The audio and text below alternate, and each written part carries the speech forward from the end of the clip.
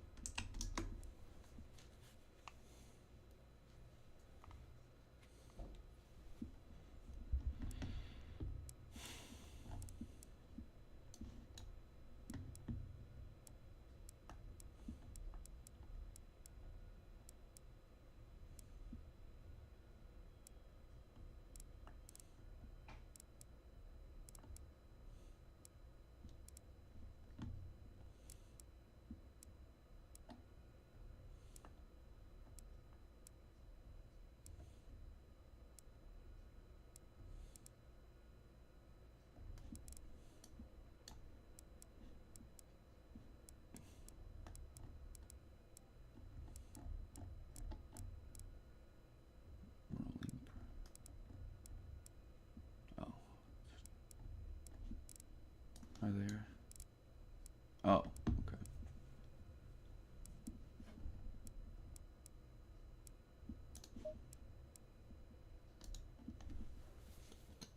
Green light.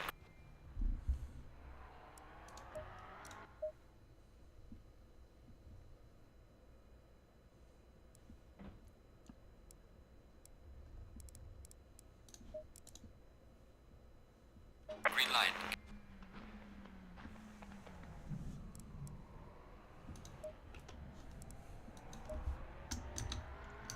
Big storm rolling in right now.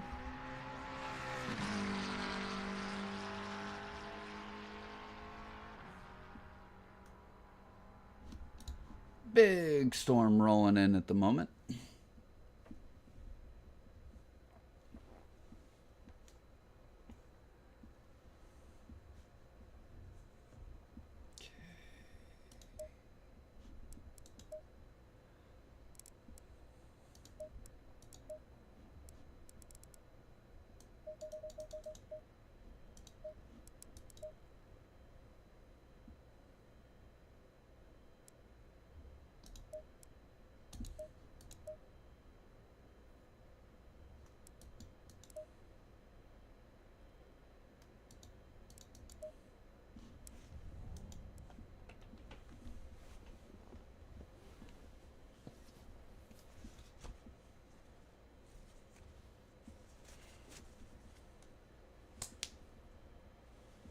Hope everybody's week is starting out well.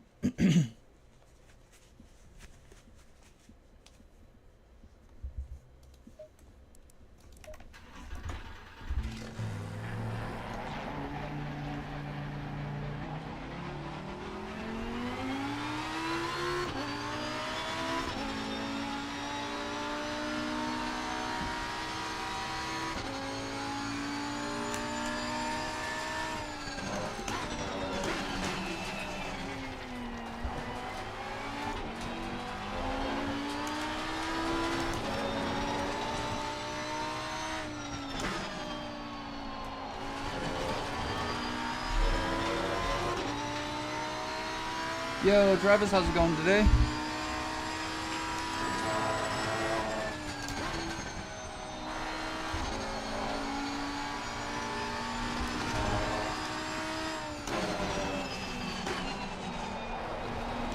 I checked in on a few of your iRacing races. It looks like it's going pretty well, huh?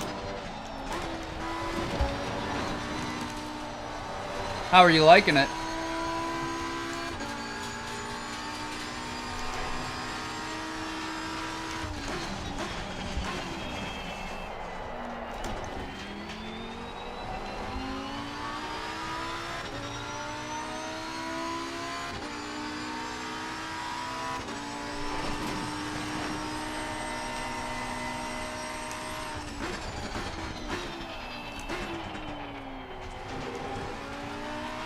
Ah, well, thank you. Hello, hello. Yeah, I saw your post today getting back the first. At least you'll be home for the holiday. That'll be nice.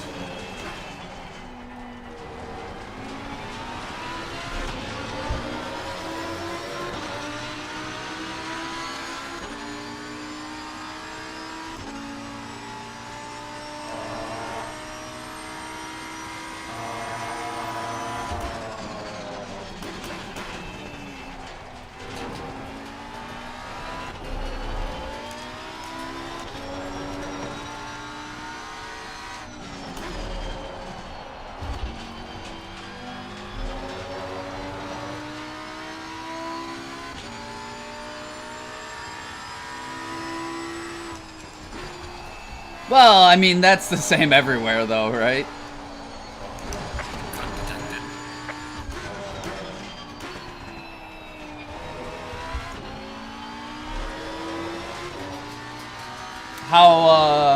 How's like the netcode and stuff on iRacing?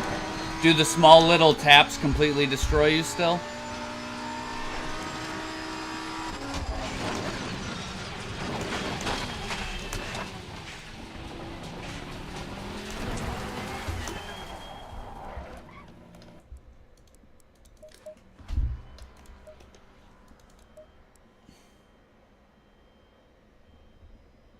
Yo, Huzarius, how's it going?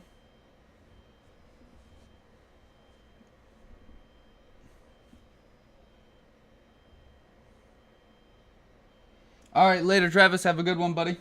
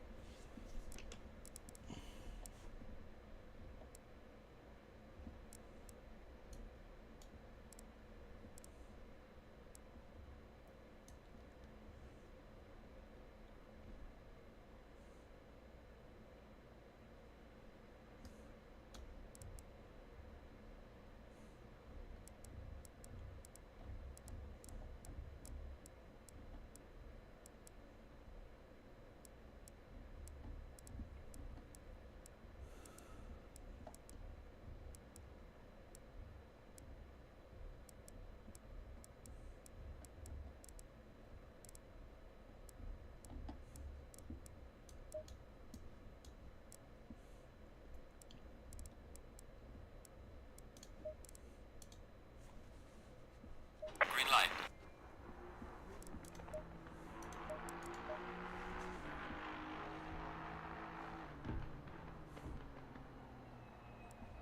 All right, start over. Because that was no good.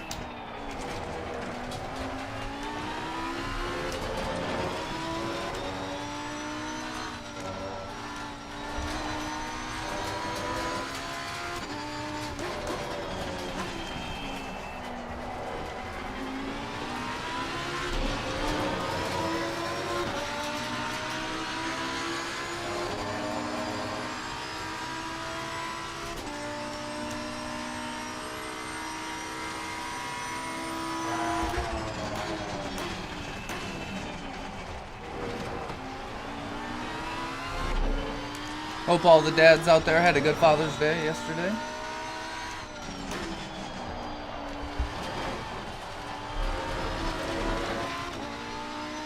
Ah, I forgot to follow Travis.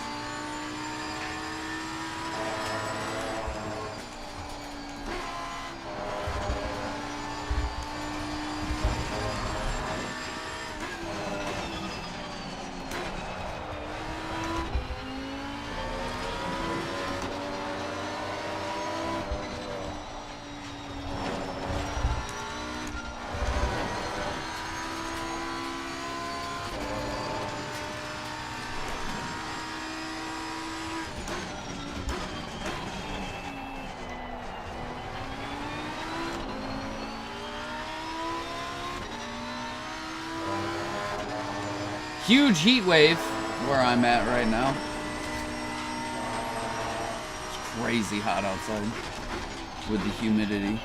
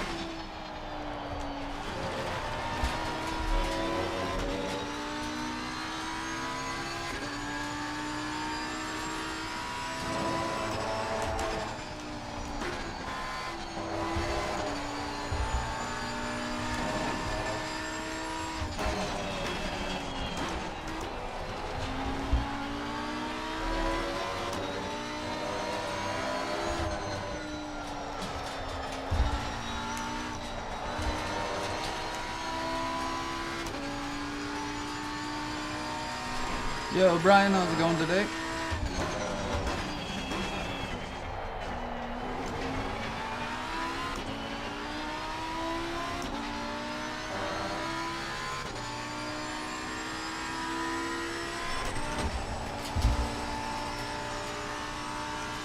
Okay.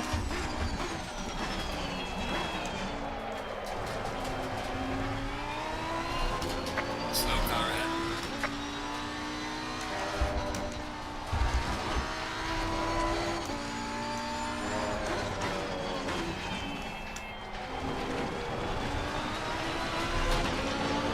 I'm planning on doing some indie practice today as well, if you're interested. Brother mate, this is me, your personal best.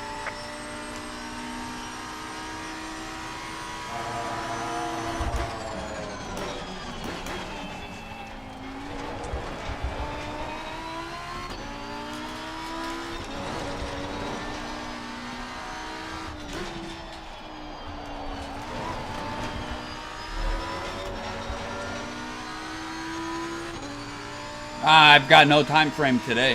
Whenever. I was gonna start out testing and tuning here at Kailami. Maybe some Circuit of the Americas next, or Indy. Don't really need to do any Kailami or Coda though, if that makes sense. Like, I don't really need to be on these tracks. Got no races coming up.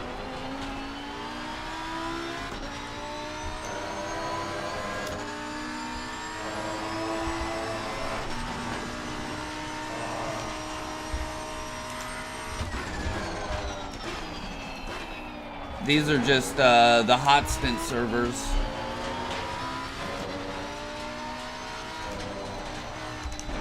And I'm not really too worried about improving my time a whole lot more. It doesn't really matter.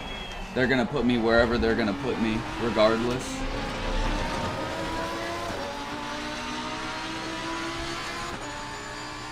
I'm just kind of driving on these tracks because they're two of my favorite tracks. And yeah. Haven't driven Kailami in a while, and any excuse to drive at Circuit of the Americas is a good excuse for me.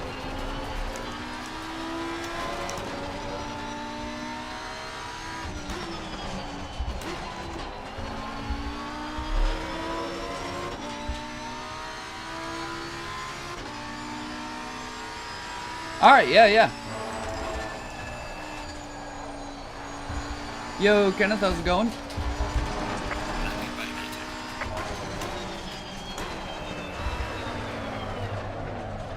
I'll probably go over there right now if you're... Are you free now?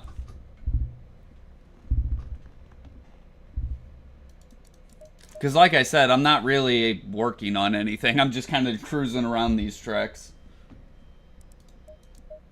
Just kind of cruising around.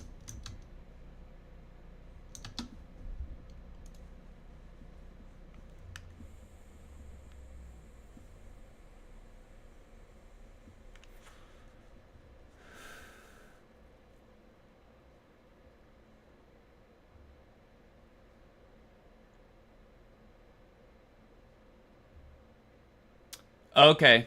So you have the V3s, right? Here. I'm gonna go into the... If you're at the computer, I'm in the voice chat. It would probably be easier to talk about it.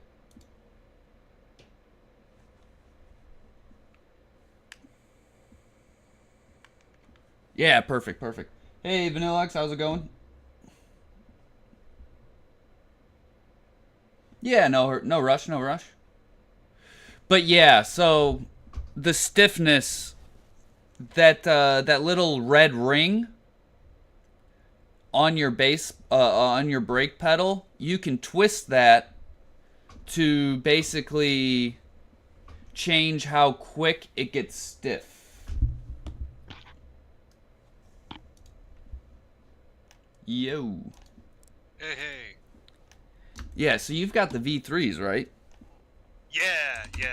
And sorry I haven't been around the last few days. Like, work's been crazy. We lost a couple of drivers, so they've been throwing long-ass routes at me.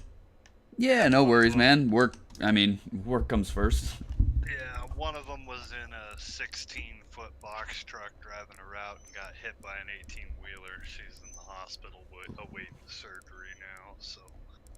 Hopefully gonna be alright, though. That. She'll be okay, but, I mean, I'm not gonna lie, she's messed up. Yeah, for sure. You know, she sent us a picture of her Hey, X-ray, Steph. the ball joint on your hip, where it goes into your pelvis there. Yeah.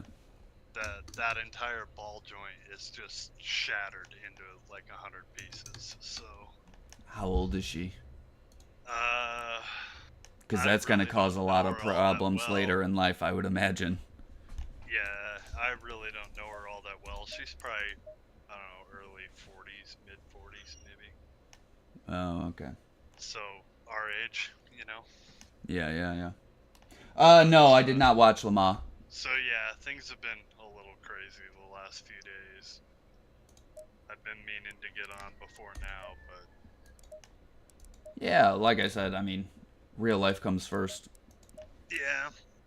Well, like I said in the message, I was watching you there at Kyalami, and I watched a little bit when you were doing Indy with Kenneth the other night. And I noticed that you're getting ABS activation at low brake pressure as well. Yes. In the Lambo. So, probably not as worried about that as much, but the travel in the pedal is potentially a big problem. Yeah, so on your actual brake pedal, there's that little red ring.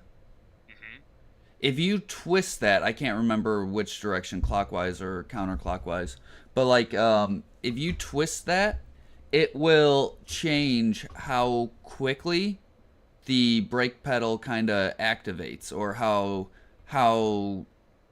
quickly the resistance comes in. Right, how soon you get resistance. Yeah. So and like I don't do it I don't do it like a lot of esports guys though. I have quite a bit of travel. Um, like I obviously have reduced travel from the stock setting, but I like quite a bit of travel, and I still use the stock rubbers, the softest ones, because I feel Yeah, like I get better modulation. I've got the factory rubbers in it. But the red ring, do I need to adjust that where there's more of it visible or less visible to tighten it up? Let me look. 1 second. I got to 'Cause get around I'm to it not because sure I'm pretty. which way I'll to tell you go. what number I went to. I'm pretty sure it starts on 3, right? Yours is probably backed all the way out at 3. Uh, let me Or get wait, to it where might even go higher than 3. I I'm gonna can check real see it quick. Give me here. 1 second.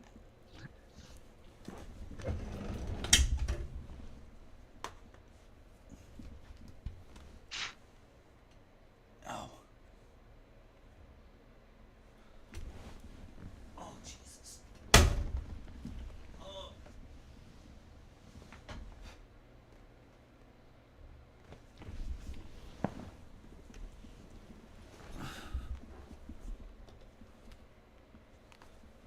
All right.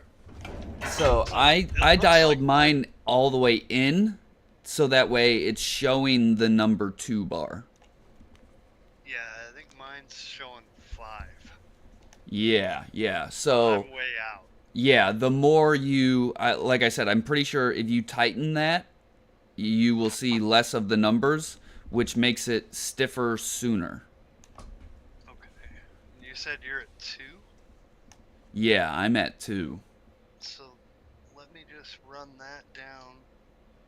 Just basically to where you're at just as a starting point. Yo, Barker, how's it going?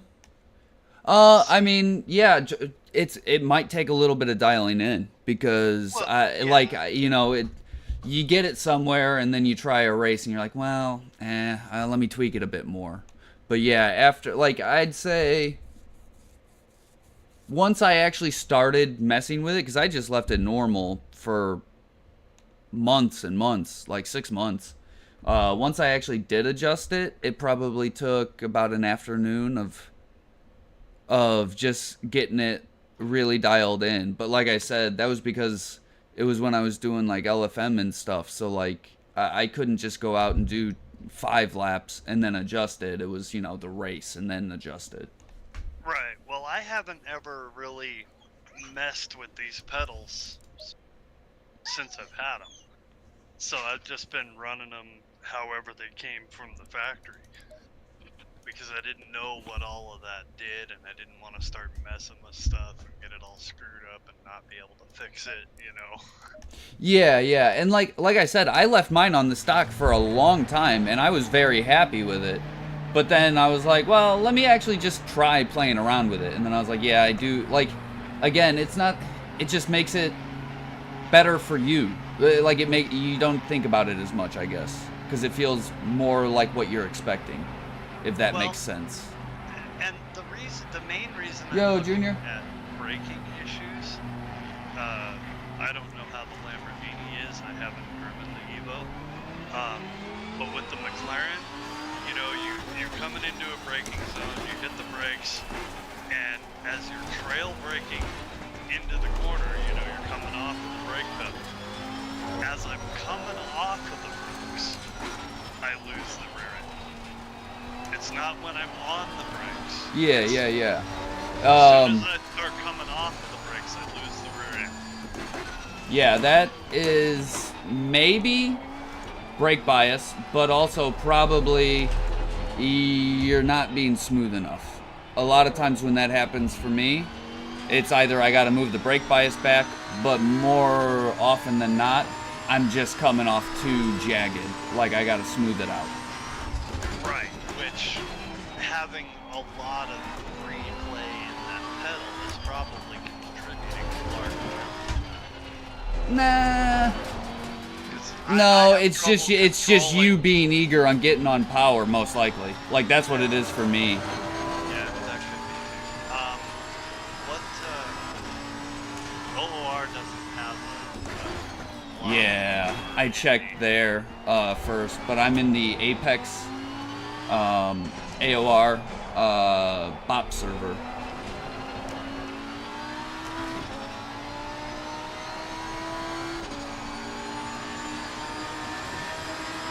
How's everybody today? Happy Father's Day to all the dads out there from yesterday. Zandvoort practice today, nice. My ping is through the roof.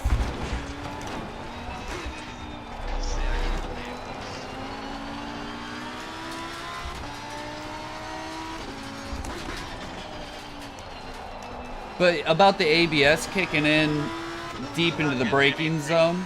I'm not getting anything come up on Apex. Yeah, I think that their servers were having some issues. My ping just went absolutely through the roof, but now it's back down to normal.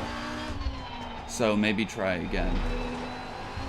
Apex, just all you gotta type is Apex, and they should come up.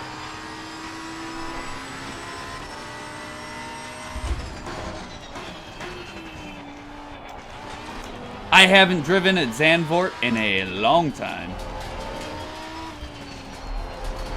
Love the track though.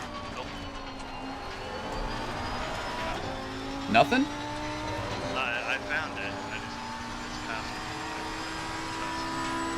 I'll DM it to you. Give me 1 second.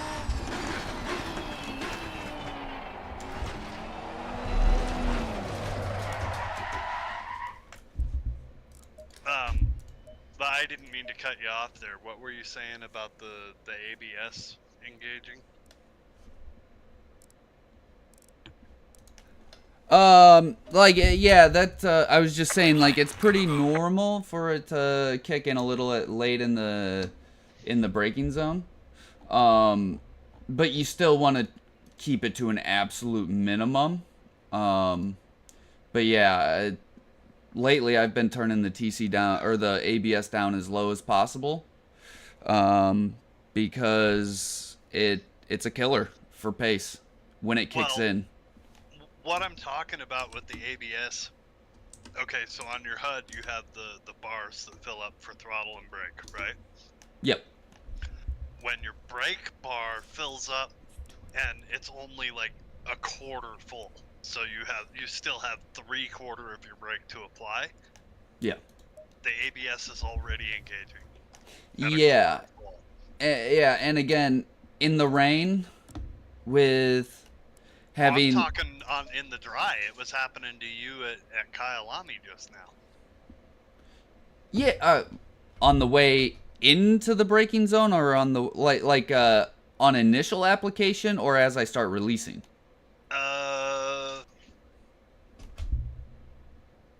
Both, because it's happening even on corners where you're not fully braking, you're just lightly braking. Yeah. The ABS is still engaging. Yeah, again, and like, it's kind of threshold braking. Like, you got to bring it to that point, because that's as much as you should be like, you got to bring it to the point where it is almost kicking in, and then you got to be really quick at modulating, because like you want to give it as much brake pressure as you possibly can, but 100% is oftentimes too much. So like, yeah, like, you got to take it to that point, but then just be real quick at like letting it off. And like, the ABS is going to kick in, it's doing its job, but like, you don't want it there if you can help it. Yeah, I was trying to figure out a way to do away with it, is what... I mean, you could turn it off, and then you won't see it, but I think you're going to see it no matter what, if you have it on. Okay, so this is probably a blessing as well. I do not have a setup for Indy at all.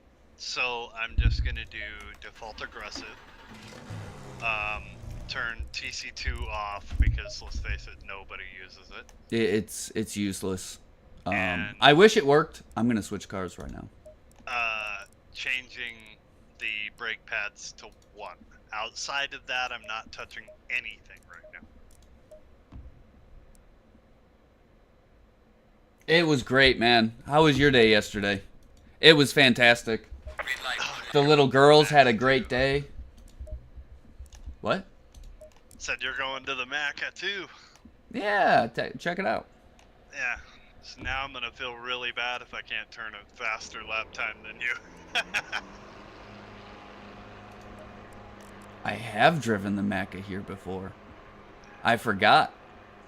I tested it for SRO.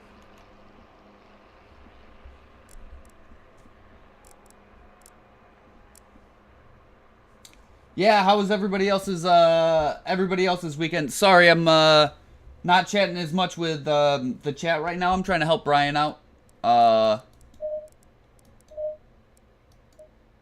He's been having some issues with the braking, I guess.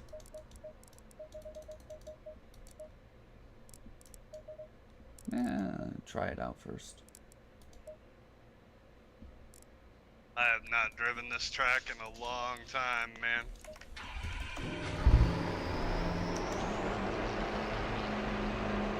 I love Indy. It never gets used, though.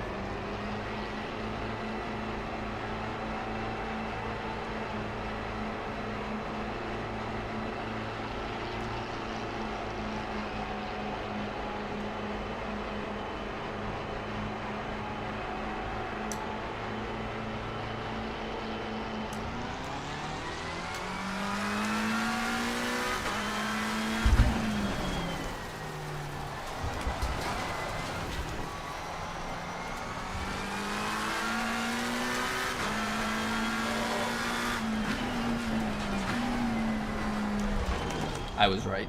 I should have just gone with it.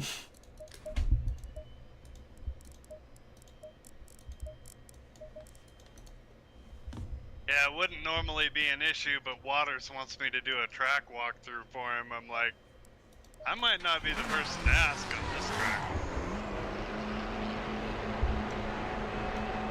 Nah, I mean, if he's... Again, I don't mind helping people at all.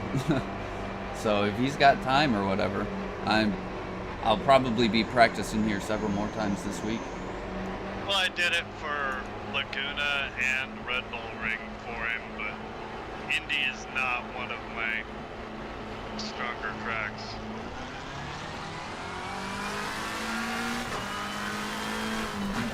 It does not want to stop and turn.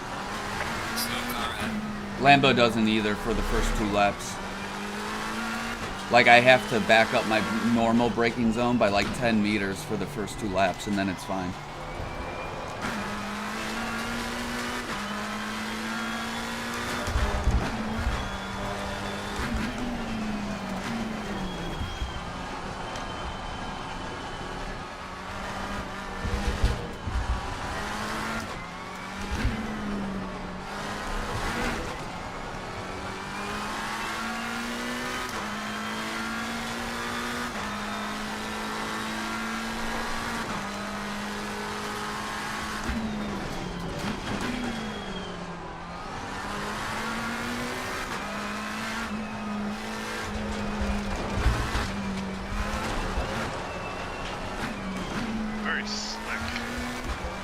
Very low grip track.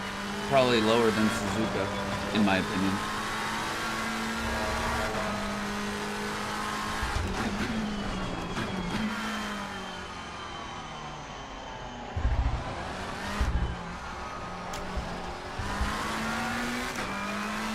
Yeah, might need to change the pressures. We'll see.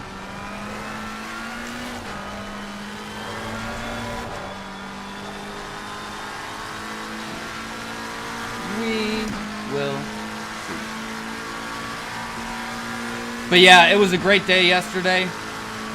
The nieces had a great time. Ate way too much food. Saw my dad, brother-in-law for Father's Day. It was nice. Grandpa as well.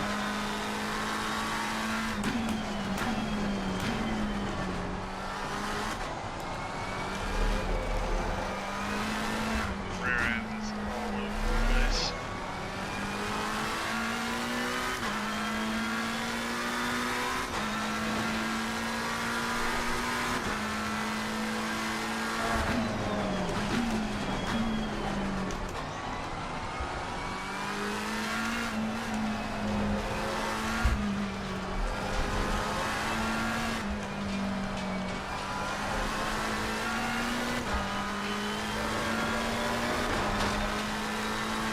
Hey, Broken Ankles, how's it going?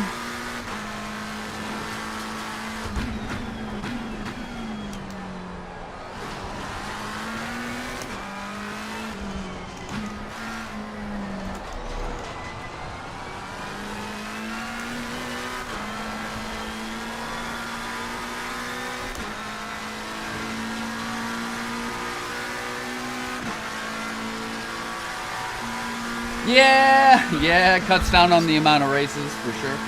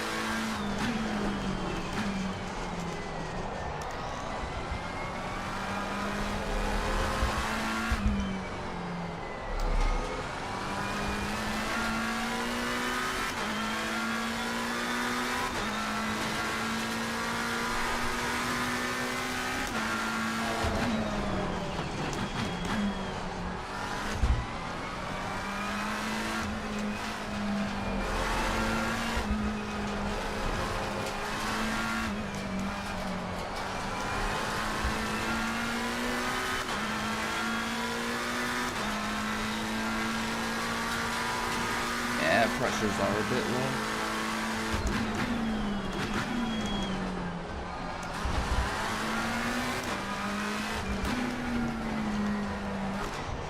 Car on the right. Clear on the right. Car on the right. Clear on the right.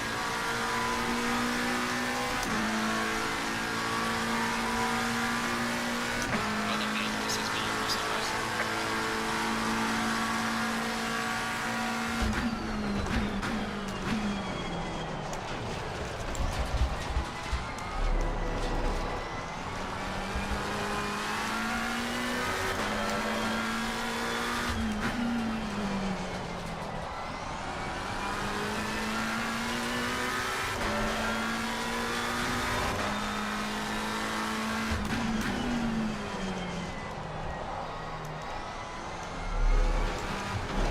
Yeah, so this hairpin, you've really gotta make sure you're dragging the brake kind of all the way to the apex. Like trail braking there is super important. I think I broke too late. Yeah, possible.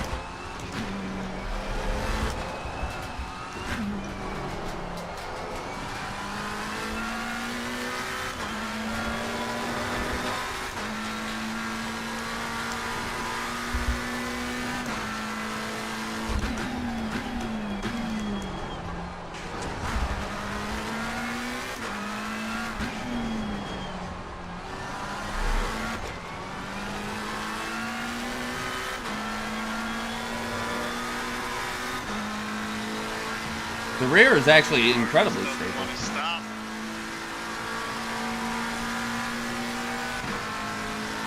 I already knocked the ABS down to 2 and the brake bias to 54.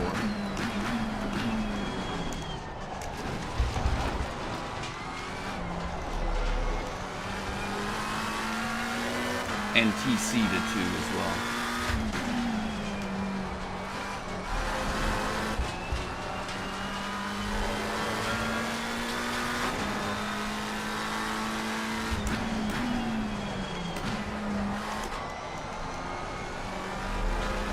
Okay.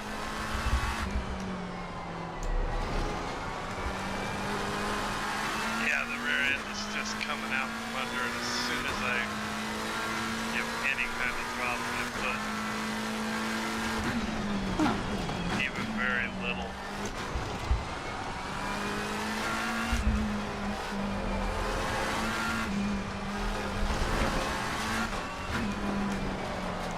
On the default aggressive?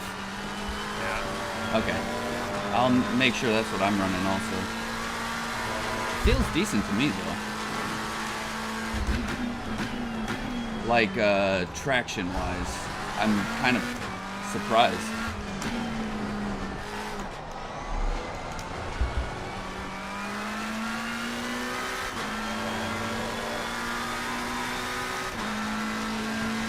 But my pressures are wrong, so I'm gonna come in. Yo, Jack, how's it going today?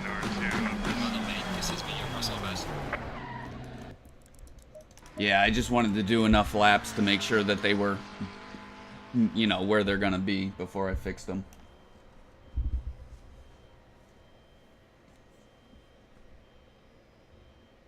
Pit skills? Yeah. So we'll do that first. About a pound and a half on the right and half a pound on the left.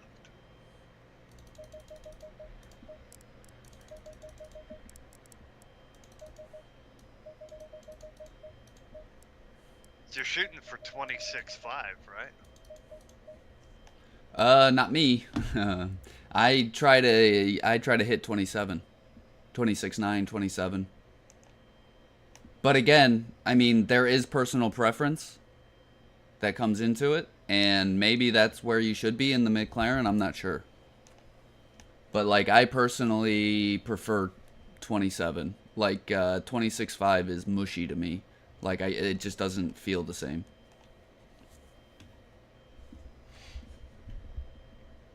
Helping out another guy with a race for Octane, OOR. Well, let's try that.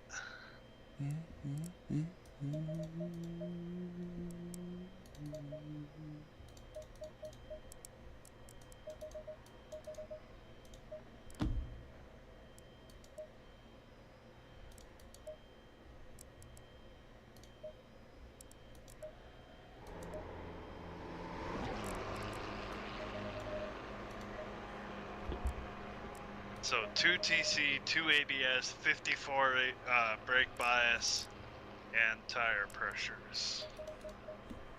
Well, yeah, that's just what I went with. It gives me a starting point. That's... Yeah, but I'm just saying, don't be know. afraid to change it if it feels like it needs something else. Because what works for me might not for you.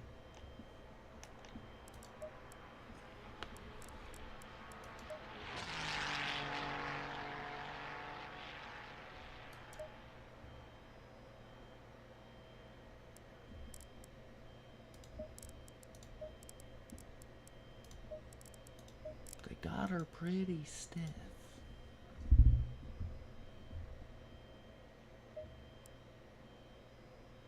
Yeah, that's what I'm thinking as well. Cause like I notice, it does kick in way crazy compared to the Lambo, but it doesn't affect me. Like I'm not feeling it. Like I can see it, but I'm not feeling it.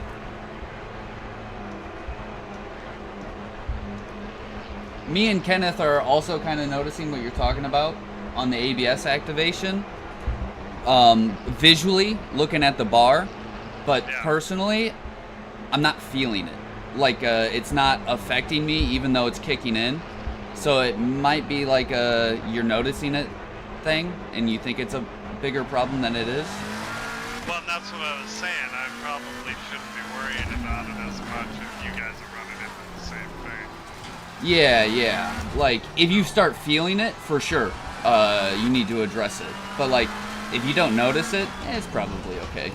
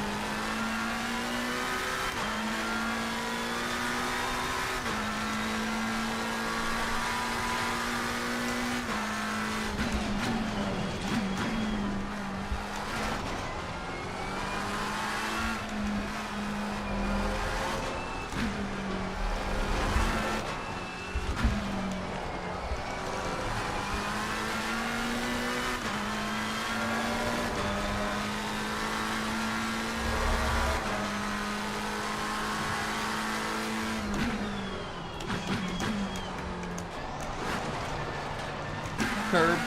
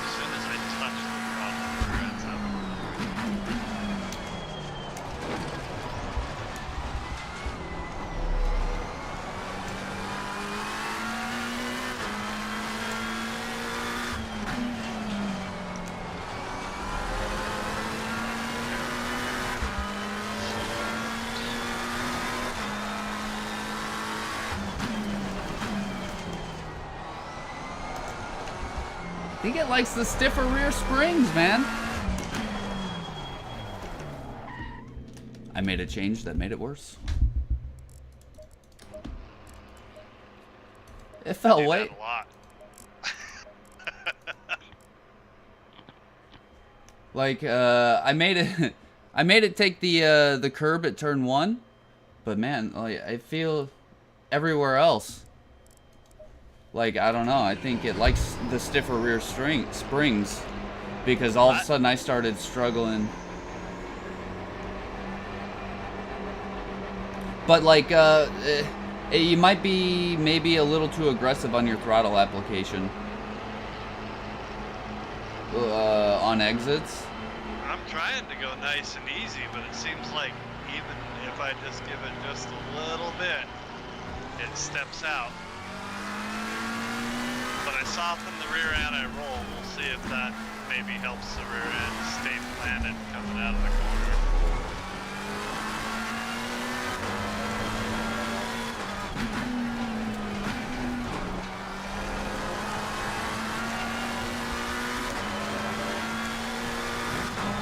Keep that booty stiff.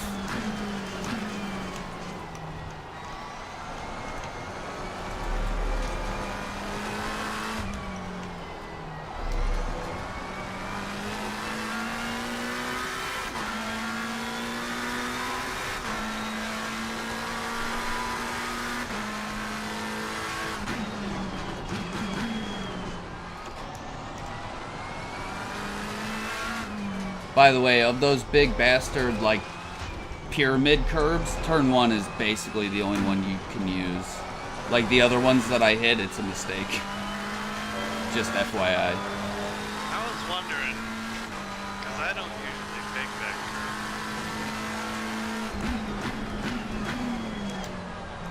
At turn 1.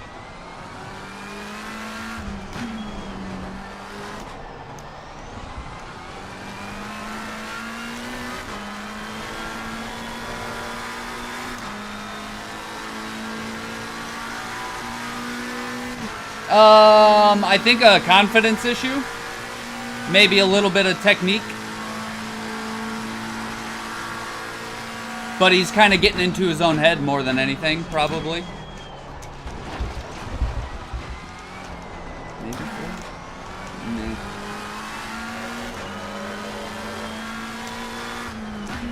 I think he's just got into his own head at this point. Happens to everybody. Yeah, losing 2 seconds in the first sector.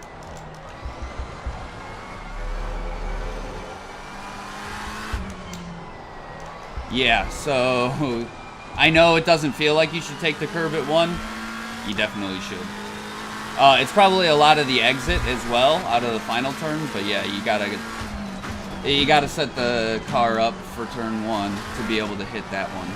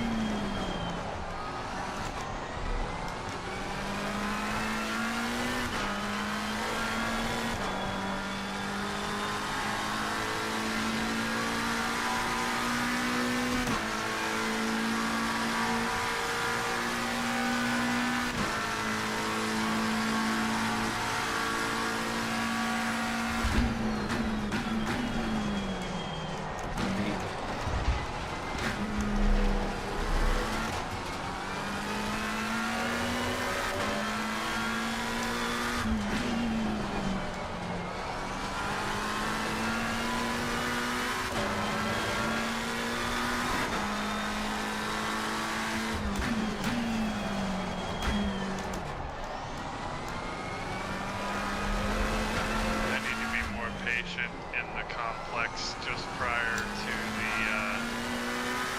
that first back straight you come onto. It's the worst complex in the game, or in this track. Yeah. And they don't use it in real life. And not getting a good exit onto that straight.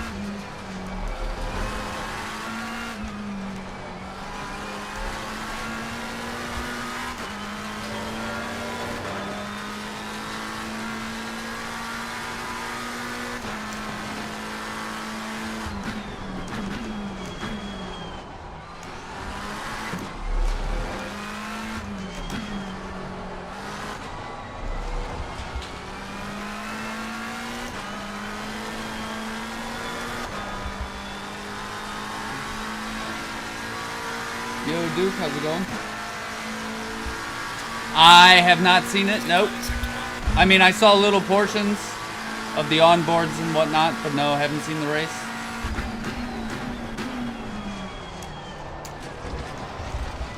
I gotta wait about a week.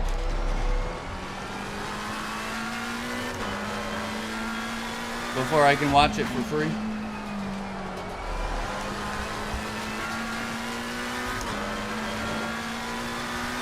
Probably 2 weeks for Le Mans. They'll keep it blacked out.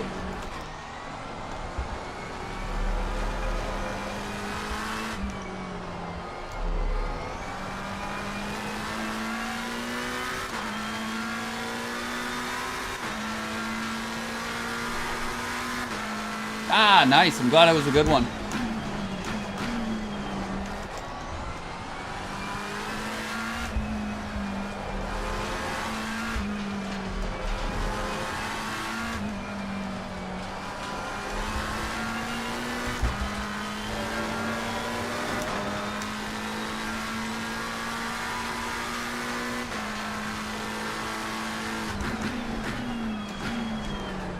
Starting to figure out some of it. That change on the rear end and roll helped quite a bit. Still not great, but it helped. Yeah, I haven't messed with the roll bars yet. I lowered the spring stiffness on front and rear. Didn't like it on the rear. So I put the rear back where it was. Now I'm testing with one set softer in the front. Also, I increased the bump stop range at the front for turn 1. Bumped it up to 14.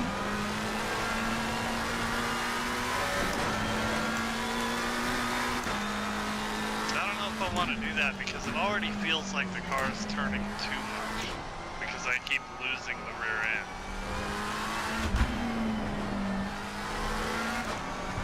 It might be a front end issue affecting the rear.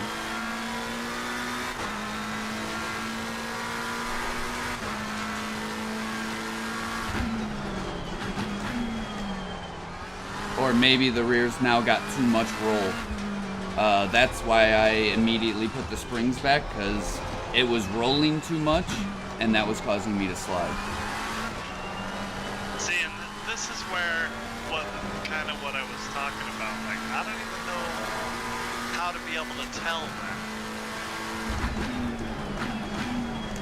You know, where I struggle with this is I don't know, even with the new direct drive wheel, like it's hard for me to feel exactly what the car is doing.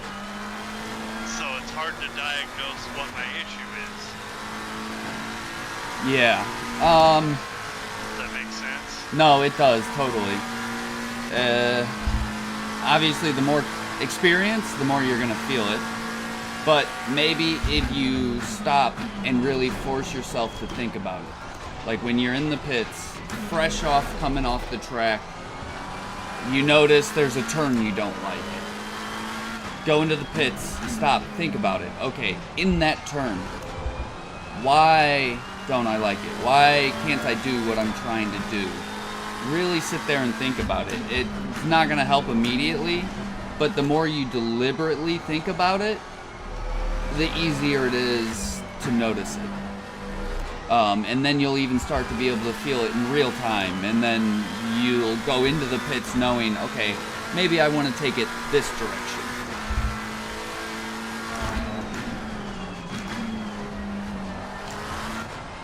But like in the beginning, it definitely took some deliberate concentration and like really sitting there, even closing my eyes if I needed to, trying to replay what exactly just happened in my head, and then kind of trying to, okay, well, this happened, so like let's say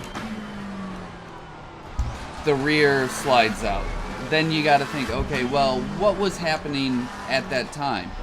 Did maybe it feel like the car didn't roll enough, like it's not compliant enough, and it's just maxing out the grip on that one tire, and that's why it's sliding? Or is it maybe because it's rolling too much and lifting the other tire in the air? And again, it takes a while.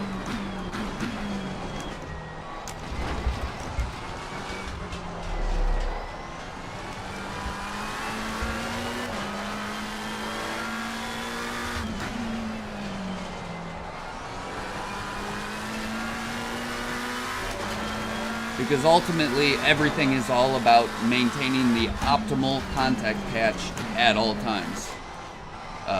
Without the tire touching the ground, nothing's going to happen regardless of the arrow you have on the car, anything else. So yeah, it's really, you got to think about it, okay, what's happening with the tire? Why is the tire getting overloaded? How can I prevent that?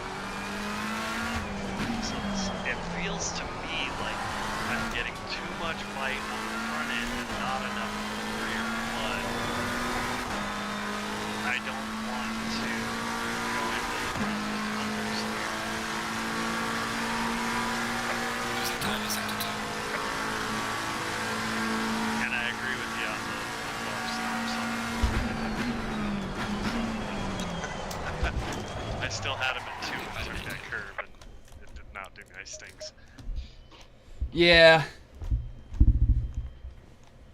14 might be too much. But like definitely too, like you can take it, but it's kind of launching you. Yeah. Well, 10's a good starting point. We'll try that and see what it does. But as far as the rear,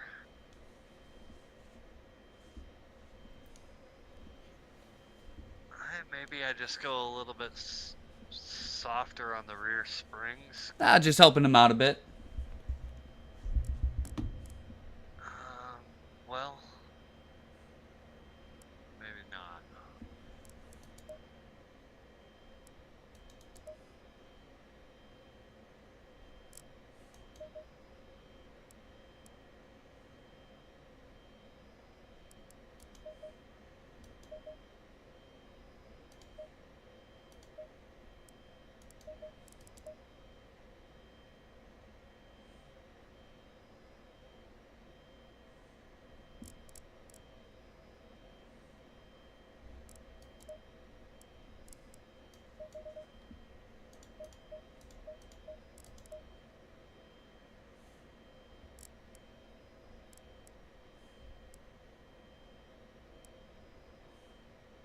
So I think I'm going to try taking some of the rear camber out of it.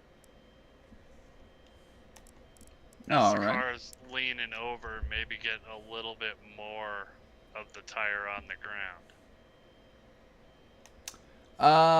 Well, as it's leaning, more camber is like, more camber would put more of the contact patch as it's leaning. Right. Less camber would put more of the contact patch in a straight line. Like when the car is evenly loaded left and right. Right. But my anti-roll bar is already at 1, so the car is leaning a lot on the rear.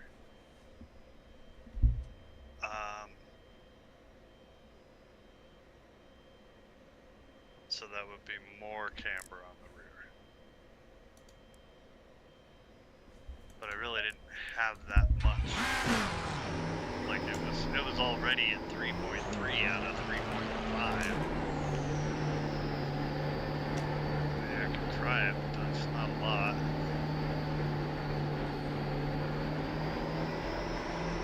This is where I run into a problem. Like I've always just gotten a setup from somewhere and practiced until I was comfortable driving it.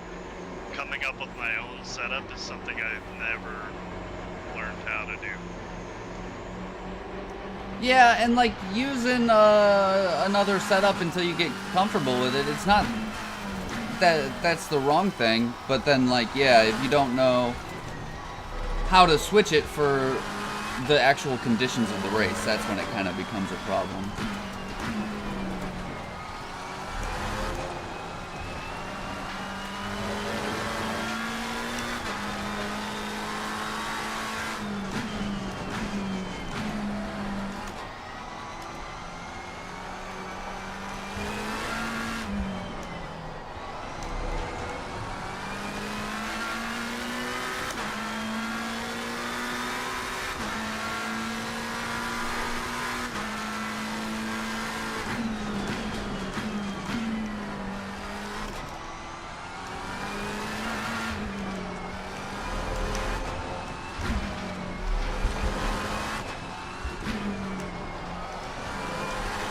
Yeah, I mean, sure, maybe Jack, but also he doesn't drive this track, and he wants to know how to adjust things, so I'm not going to tell him what he doesn't want to know. He wants to work on setup stuff, I'll help him with setup stuff.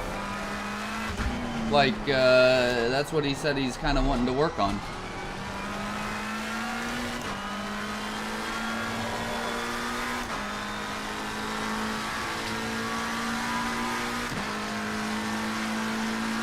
Sure thing, buddy.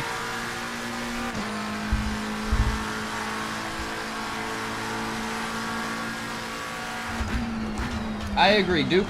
I agree.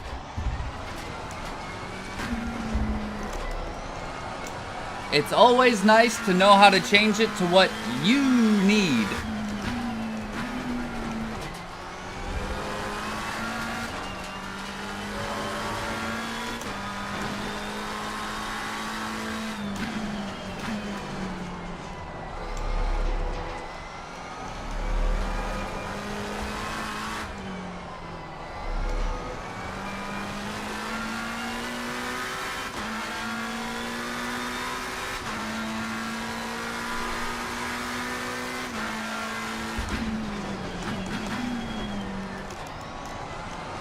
Because everybody has their own style.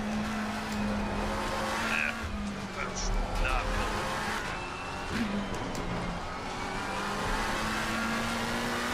I think you're trying to make it too soft at the back, to be honest. I just increased the roll bar to 5. But I did lower the springs again. I think. Well, I'm gonna do one thing at a time, make sure I'm going the right direction. No, yeah, definitely.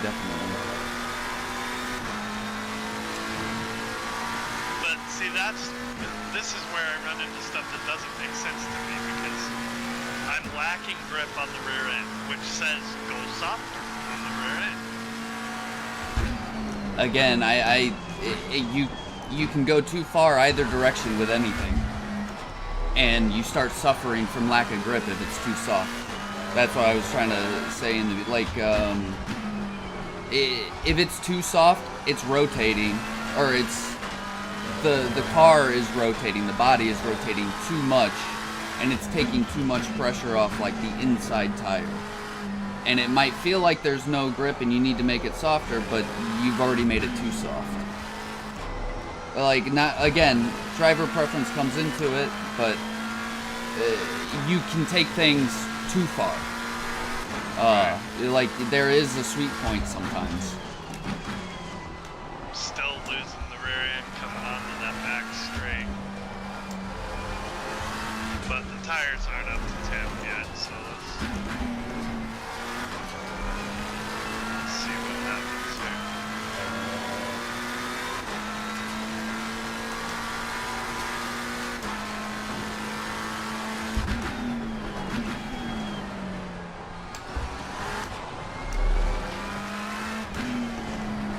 Like, just because one thing is good, sometimes more of that thing is not good.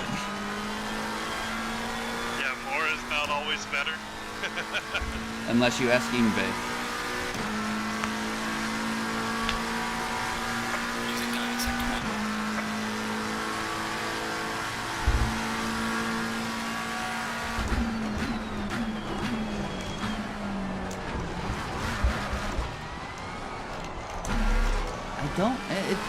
I like the stiffer spring, I think.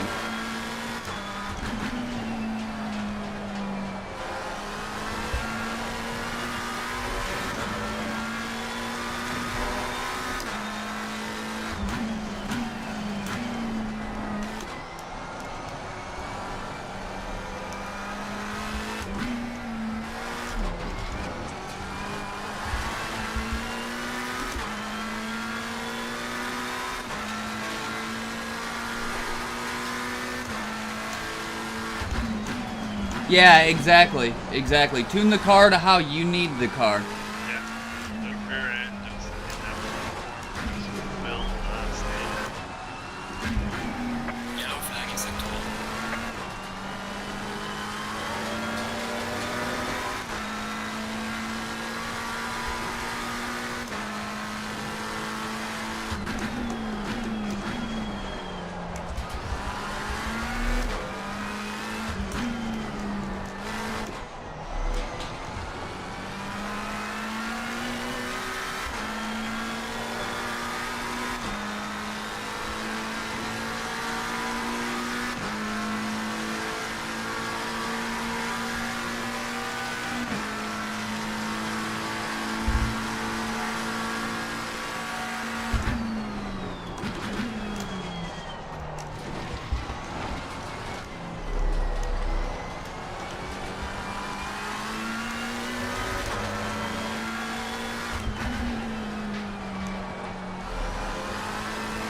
Watching you like I'm good up through here.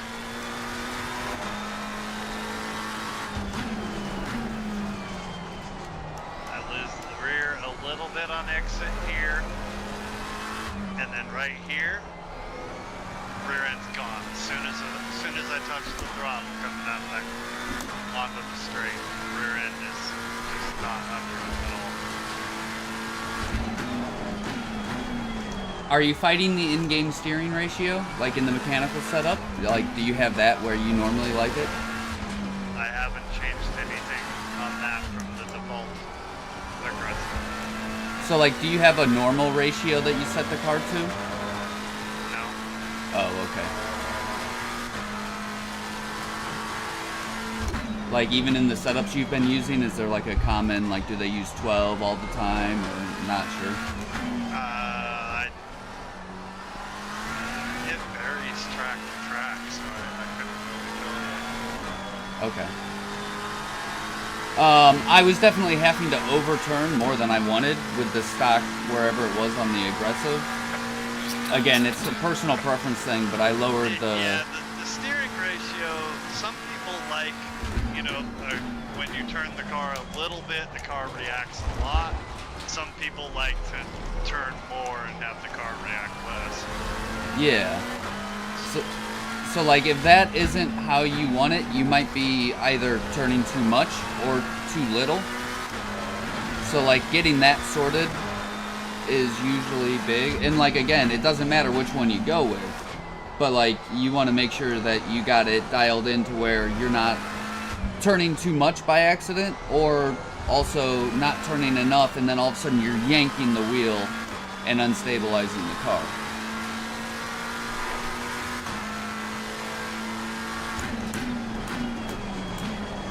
But at that turn, it's probably throttle application.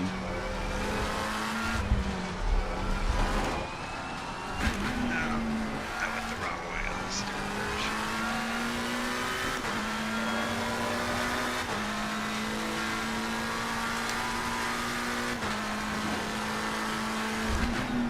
So like, instead of getting on like half throttle there, try getting like just barely on throttle. And then I lose the rear end at half throttle there. that's why I'm saying don't go to half. Like, I'm probably, like, I'm not looking at the bar, but I'm guessing I'm probably around 25% initially.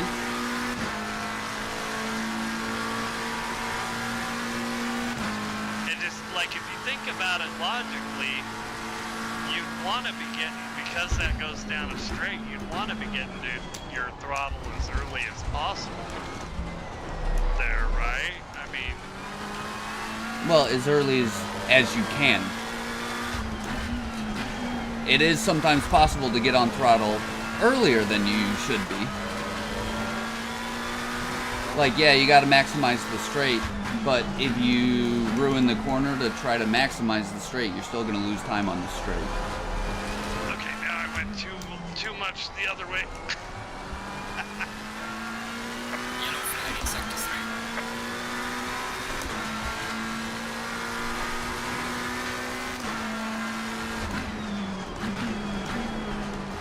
Because I think the default aggressive started at 13 on steering, right? Yeah, I think so. So I went down to 11, and that was way too reactive. Ah, that's where I am. Yeah, I don't like that. But, so then I went, the 2 clicks the other direction. It went to 15, and that's too dead. So I'm 14. But again, it's personal preference. I don't like that real snappy steering. Losing time in sector 1. Yeah, the important thing is just to find one that's comfy for you.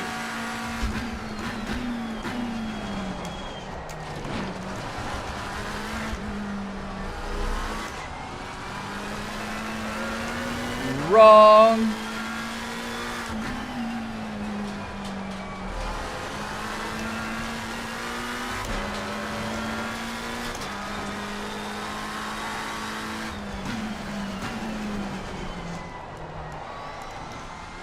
Why?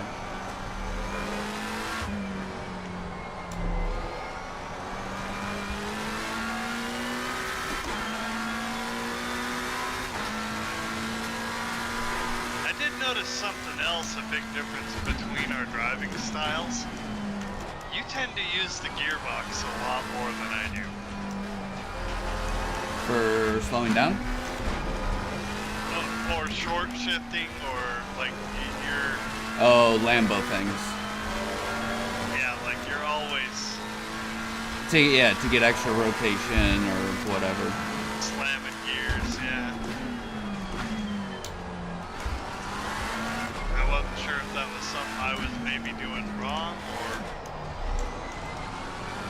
No, it's a me doing something wrong.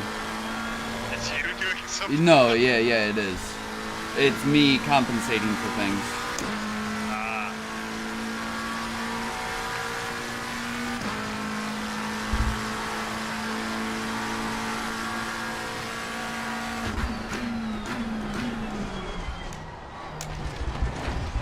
Like, I guess it's good to know how to use the gearbox for those things, but it's not ideal. Could cause problems in an enduro.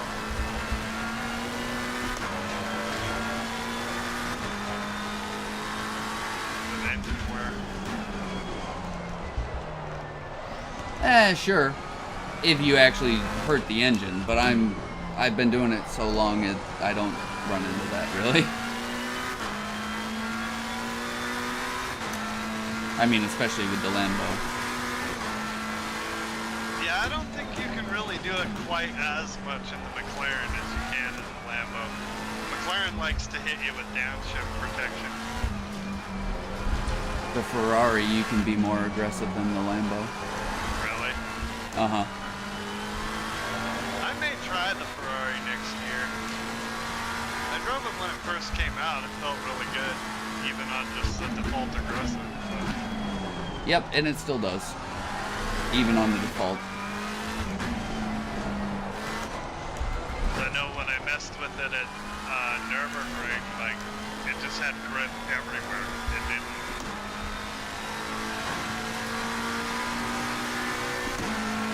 It didn't really seem to struggle with any particular part of the track. It was just good everywhere. You need to brake earlier into turn 1. Leave.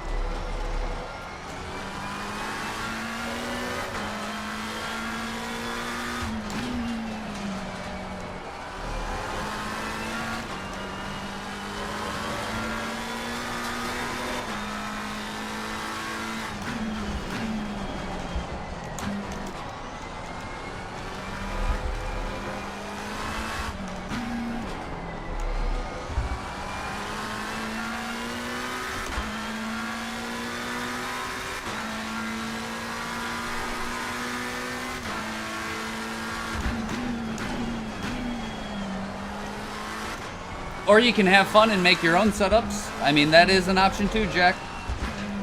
Again, not everybody is gonna have the same mentality.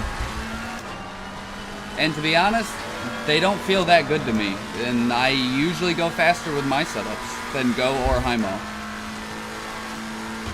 To each their own.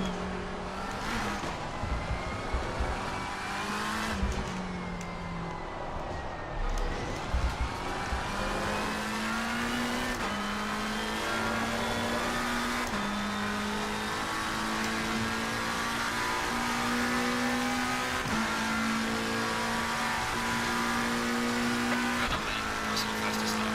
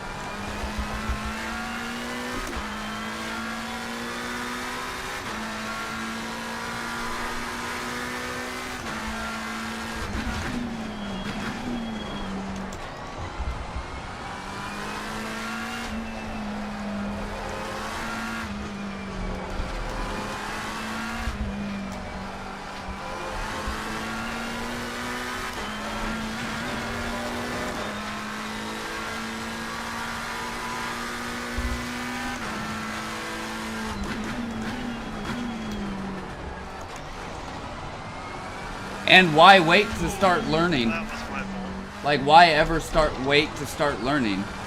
In my opinion, like if you want to learn how to adjust setups, start adjusting setups. Like Touch the grass on the right side, right as I got on the brakes for that corner. It's a common thing. Yeah. That was 100% my fault.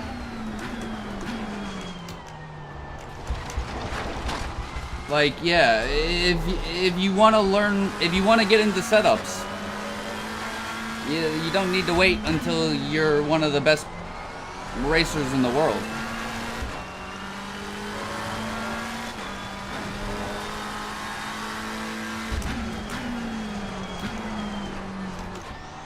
To me, setups are part of the game. I enjoy it. I like playing around with things. Tinkering, if you will.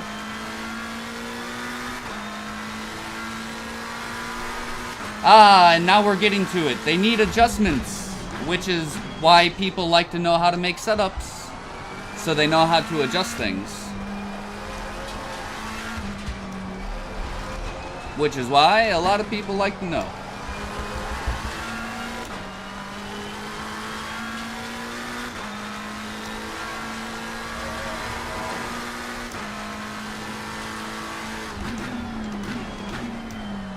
Why stick with a setup that you're fighting if you can know how to adjust it to make it suit you?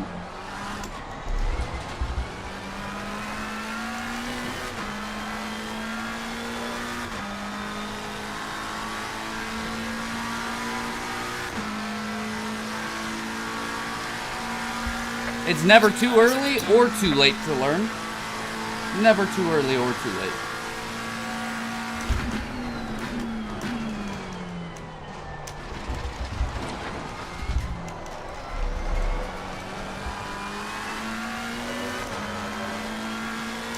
I get on for a good lap, I make a mistake.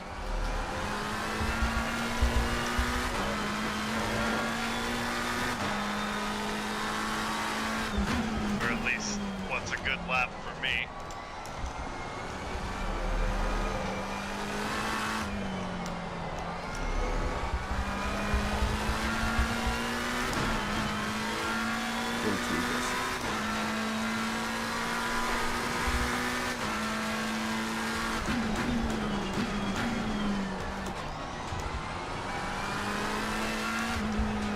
But also, if you don't want to know how to do setups, that's fine. You don't need to know how.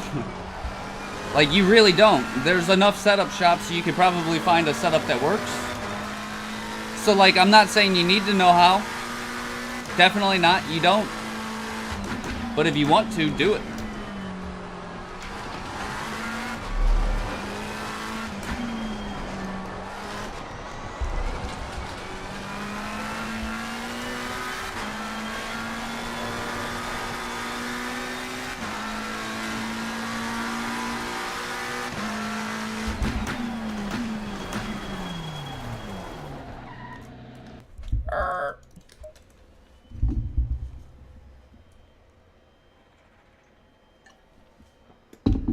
What about for somebody who isn't at the highest level? There's so many shades in this thing, Jack. It's not one size fits all for everybody, but it sucks. But there is personal preference. There really is. Like, I'll be right back a minute. it's not gonna work the same for everybody every time. Sounds good.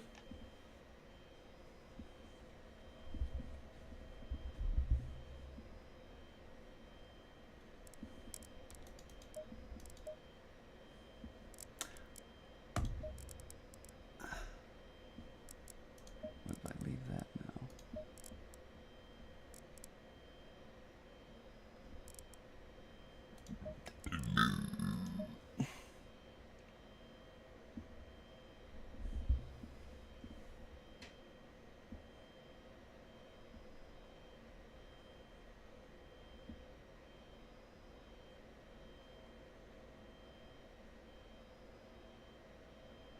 Honestly, I think he wants to enjoy himself.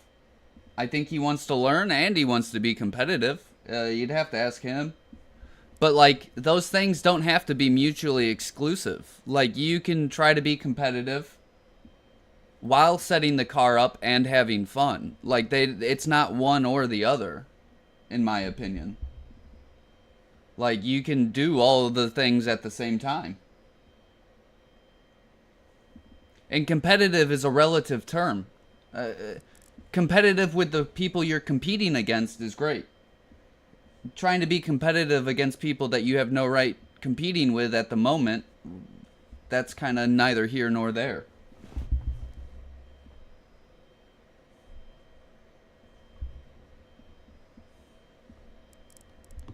Yeah, like, not everybody's doing it for the same reasons.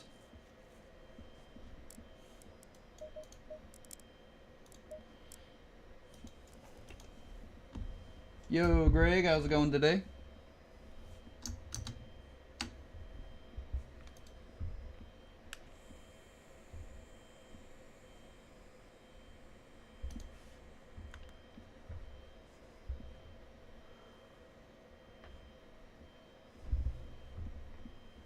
Everything's a competition. Even entering the server first is a competition. Right, Kenneth?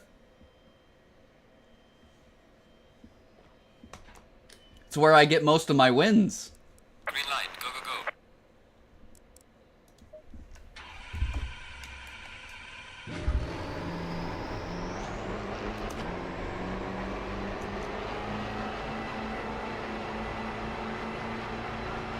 Ah, nice. How's that going?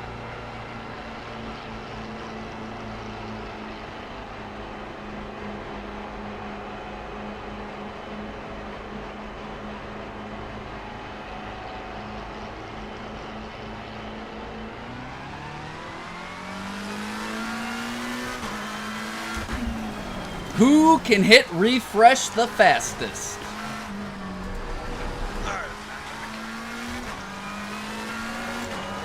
And I was kind of stream sniping while I was outside to answer your viewer's question about my ambitions. You know, I want to learn car setup. I always have. I've just never found anybody that was willing to take the time to walk me through any of it.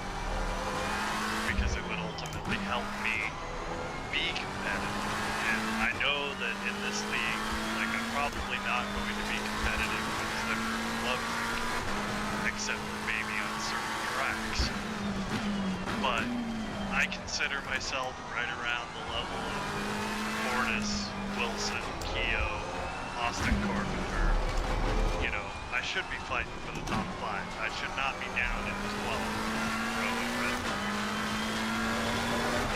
That's basically, you know, what happened last week. If that makes sense. Yeah, yeah. And the high-mo setup would be great if I had it. I'm working off the default aggressive here and doing 38s.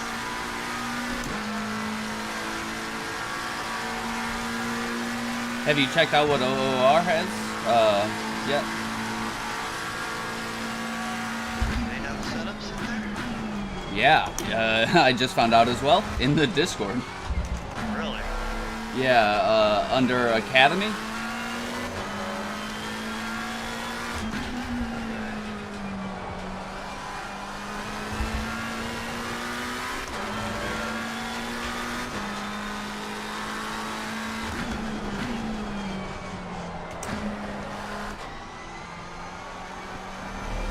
See, some people want to do it all. Andy from Sonikas, he's pretty quick. We could give that a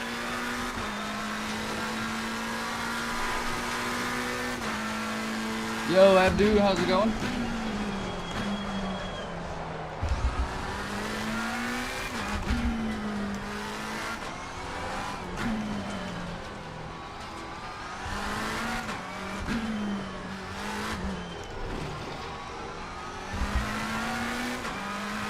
Having a good time though, that's good. I mean, it's alright.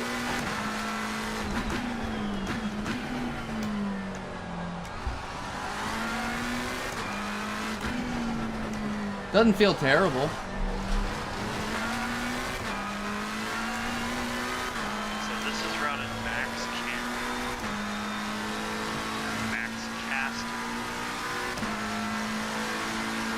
Yeah, now we're getting in. Yeah, that's why I don't like you. Again, it's the meta nonsense that I don't like.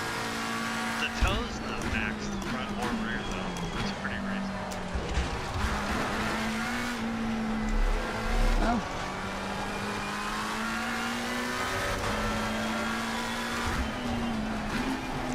but yeah, like again, depending on the race, like max camber isn't a bad thing. But like in the rain, if you're like that's the thing. Max camber isn't necessarily a bad thing. But like you don't need to do max camber every time just because. In my opinion. It seems like every one of these IMO or Go setups that you get, they're all max camber, maxed out on everything. Max caster. Yeah. Maximum, The minimum caster- dampers, minimum springs, stiffest roll bar. Like you can make the setup in 3 seconds. Yeah, the caster I actually like. I do like the heavier wheel, you know. Wow, great. Keep in mind, caster adjusts camber. The more you turn, the more camber you have with higher caster ratings. Well, and that's why they do it. Oh, I know, so that way they can get even more camber. But I'm just saying, keep that in mind. It is going to adjust many things, like, you know, not just the weight of the steering. We'll give this a shot and see. So my best, I think, last session was 37.9. This is probably going to be faster right out of the gate.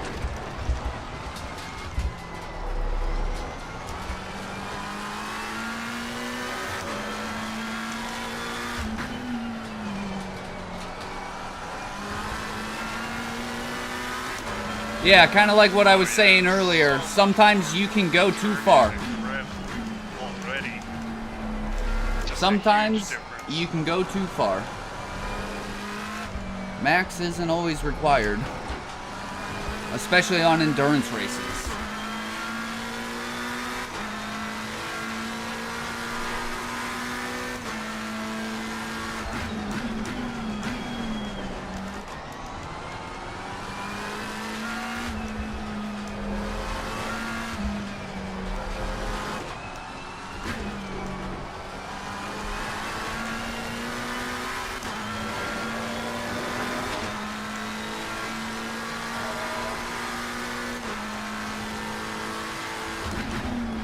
But yeah, after Red Bull Ring, I got really frustrated when, you know, pro-ams are turning faster laps than I am. That just tells me that, you know, I'm not where I should be. You can't trust those ratings, man. It still happens to me too, with pro-ams being quicker. Ratings don't mean shit. You get that out of your head first. Some people have crazy good tracks that, you know, like tracks that they're just really good at. And then when that happens to be also at a track where you're not your best, it looks like a lot, but you can't worry about that. Again, you can't focus on others too much, because then you get in your head. I'm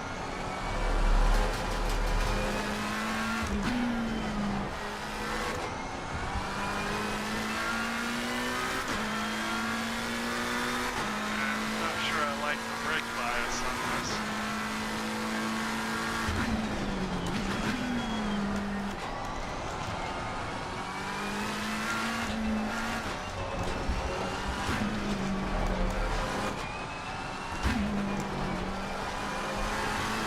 No, I get what you're saying. You know, I'm really gonna struggle at Indy, and that's because I just have not spent a lot of time on this track. Most people haven't, though.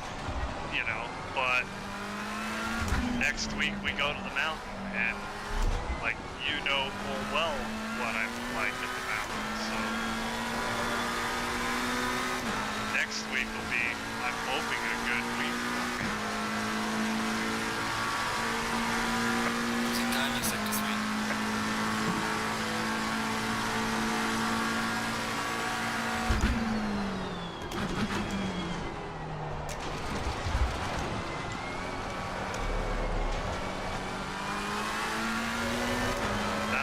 track that I can compete with you and Loverink and Landry and everybody.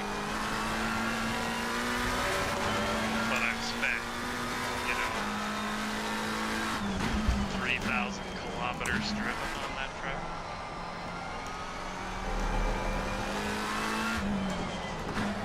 Yeah, I mean, again, familiarity makes a big difference. Yeah.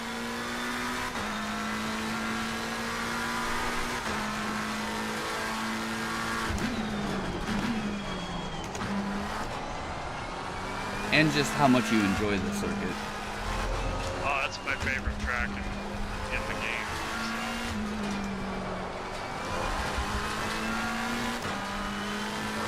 Every time they come out with a new car, like that's the first thing I do is load it up at the mountain to see how it does.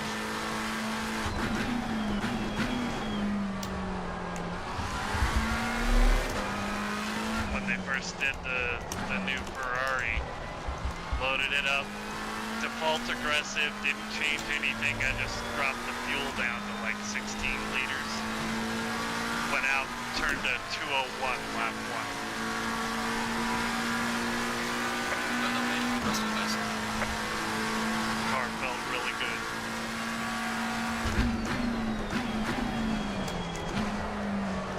What I'm worried about next week is the BOP. I'm not sure what the McLaren's getting hit with there.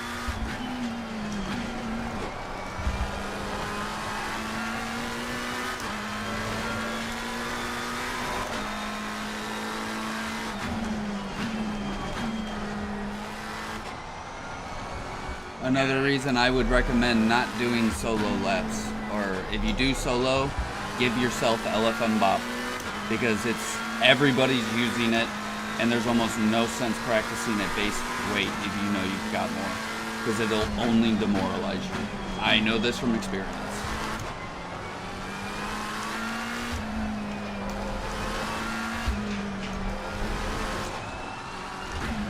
Yeah, and I think that was probably part of my issue because the track walkthrough that I did for Waters on Red Bull Ring, I just get on and solo practice and do a lap, and then he jumps on Discord and we go through the replay like they do for the rookies, That's how I've been doing it to help him. And I did a 128 flat in the replay lap, and then went to the race and could not get below like a 129.6. Also, conditions make a big difference. Temperature, grip level. I've always noticed I can go faster in solo practice. There is just more grip. Yeah. So again, I don't use offline for anything anymore because to me it's not the same.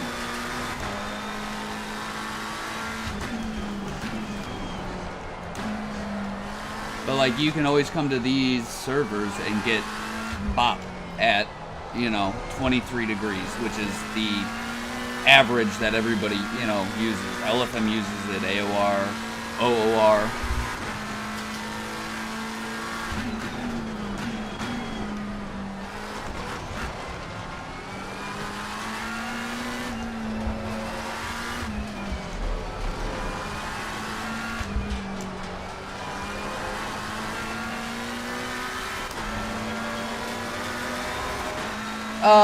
I like the Lambo the best.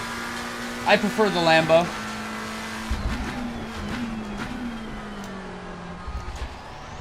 It's my favorite.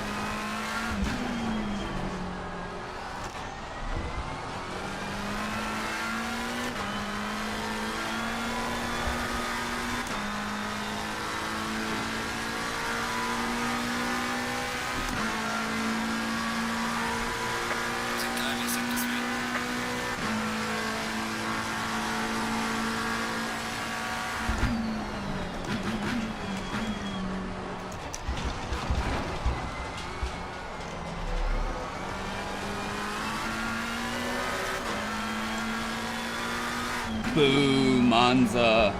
Yay, Indy.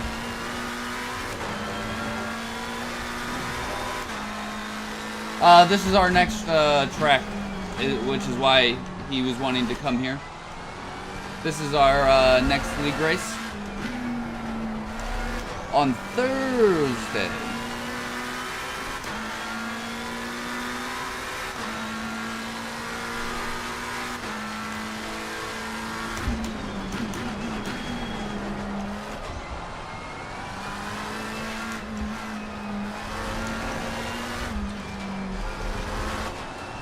Indy's a better track to learn on anyways. It's actually got a couple turns.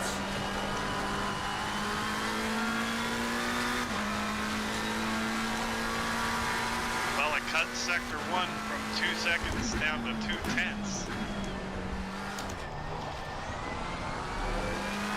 Making progress. Nice. But again, this is on that other setup.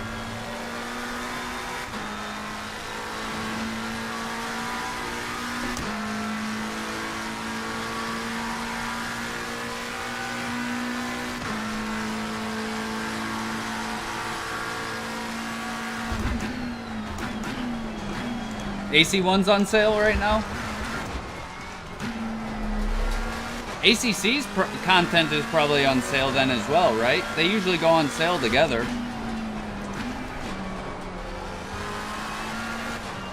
They usually go on sale together, from memory.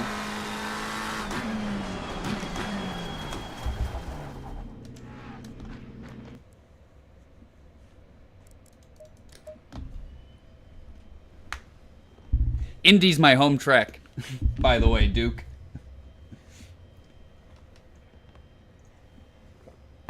Indy's my home track.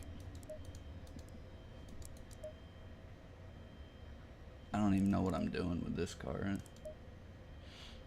anymore.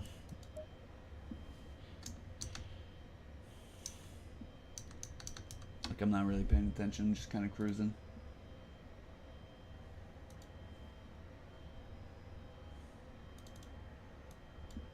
Just kind of cruising.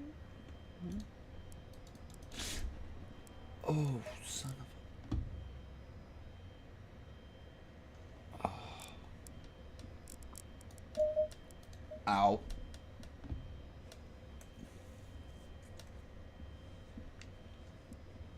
Oh, it might have just ended? Okay, okay.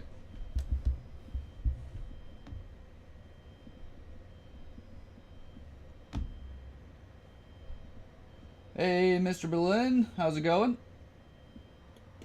I'm okay.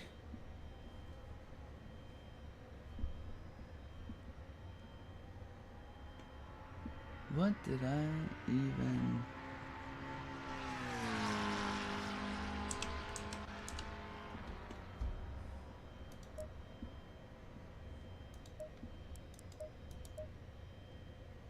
Oh. Oh. And? Oh.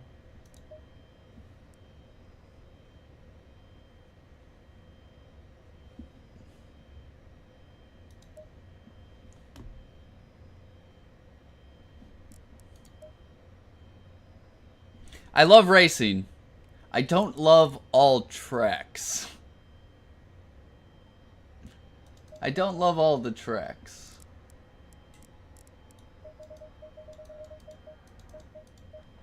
Unfortunately. Not a fan of Snetterton, personally.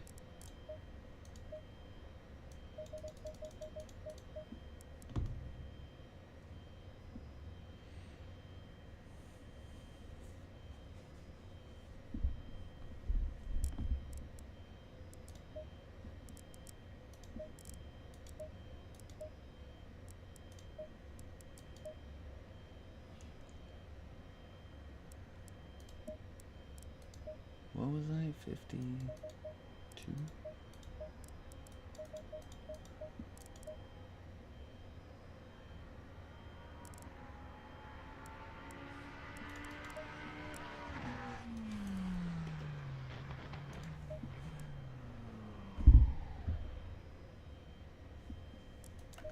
See, I like Holton Park.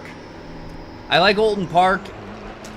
Like, I don't like racing. Setup feels really good, except for the brake bias. Like I had to change that. Yeah, don't be afraid of changing other things also. Like, you know what I mean? And then if you don't like it, don't save it. But like, yeah, for sure. Don't be afraid of changing something. Even if it feels better.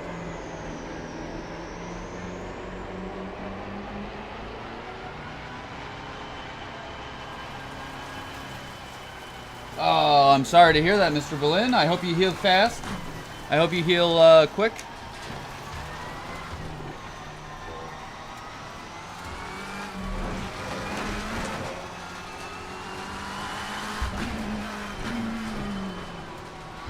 Yeah, exactly. I love Olton Park, but I prefer GT4s and M2s because they are a more appropriate size.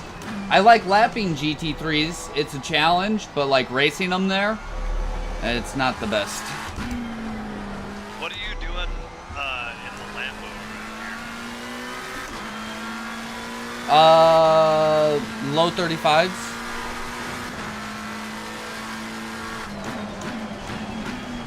I mean, I'm obviously probably not gonna get there, but it does give me something to shoot.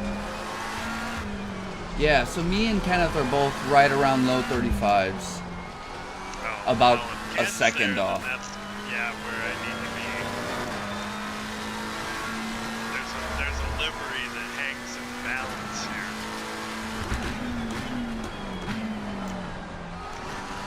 I don't know if you guys knew about me and Ken's bet or not.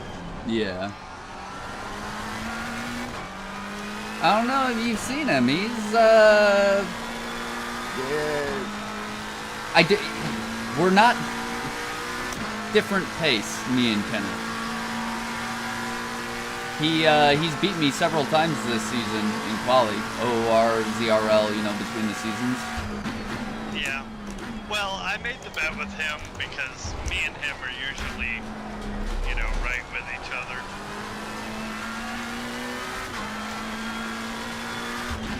He also beat me in ZRL. Second place in the championship. I've had a really bad last couple of weeks. So, I was 20 points back from him in the championship. And then Laguna and Red Bull happened. Yeah. Now, Easy I to gotta- lose points, but it's easy for him to lose points as well. Right, so Indianapolis not being my strongest track, I just want to try and minimize the damage. And then try and make up ground at Mount Panorama, because I know I'm faster than he is at the mountain. Hear that, Kenneth? But who knows with the BOP, he may be right there, so we'll see.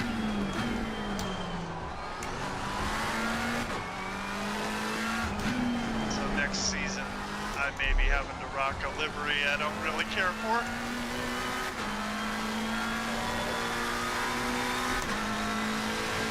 But it's all good. That's just inspiration Yeah. to not let it happen again. If it happens, you know? Well, I'm not gonna lie. If I ended up winning the points championship between me and him this season, he was gonna be in a My Little Pony Honda next season. You know, it was gonna happen. But it's looking like he's gonna get to do my livery instead.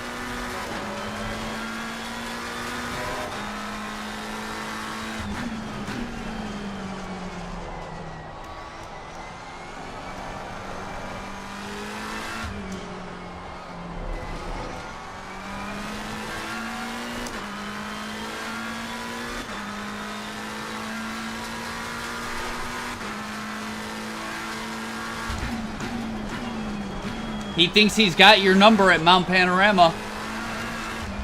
Thinks he's got your number at Mount Panorama.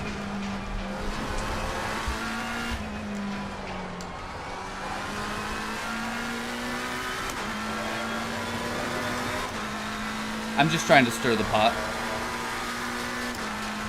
A little bit. A gentle stir.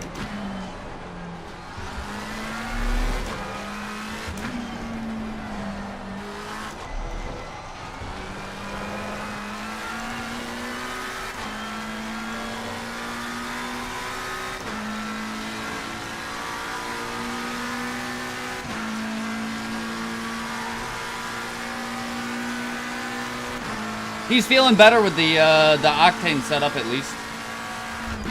But yeah, he's kind of resigned his chances here, I think. Made up his mind. Maybe.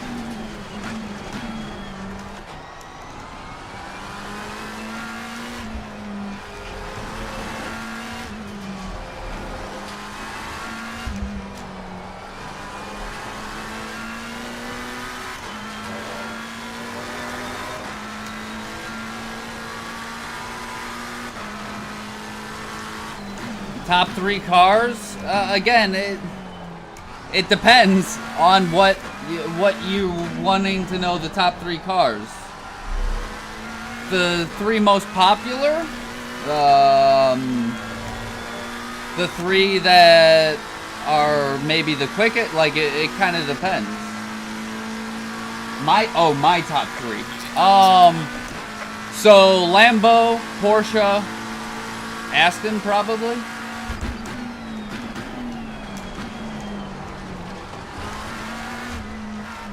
My top 3 is probably Lambo, Porsche, Aston.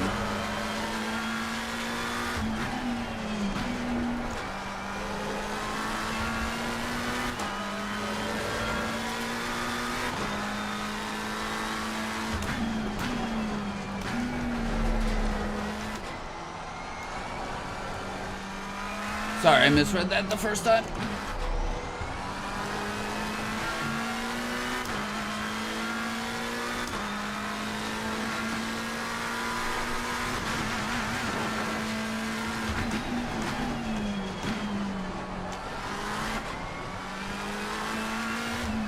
I personally don't like the Beamer. I do not like it. I like the M2. Don't like the M4. We've got some light damage on the front. Yo, Chris, how's it going?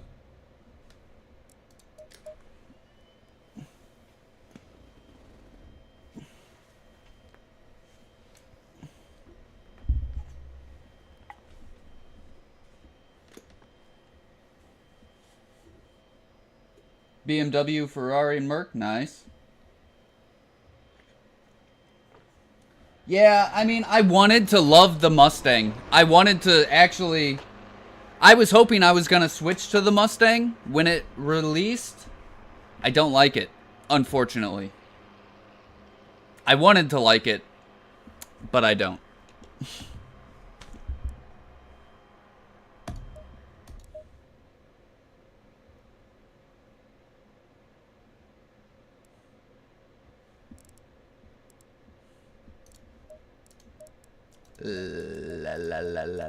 Lambo.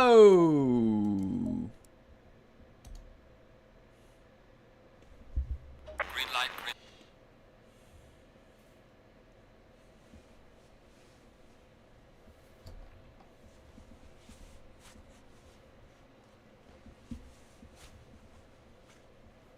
A bike guy, very nice.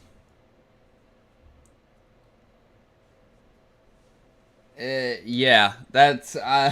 I do feel like it's probably going to end up being a bit of a roadblock because of its speed and lack of cornering. Yeah, the dream fell away, unfortunately.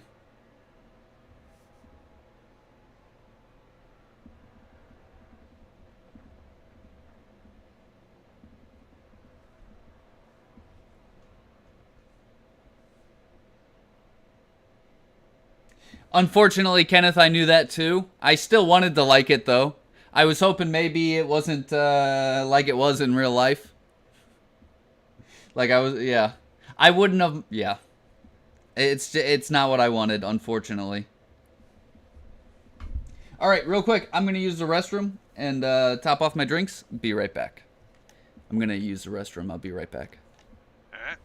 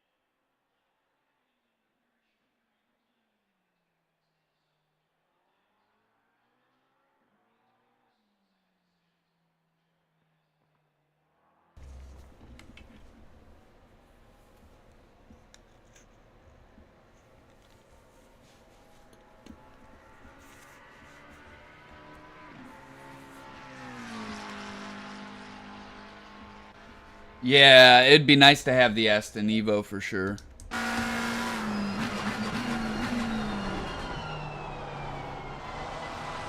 It would be nice to have it.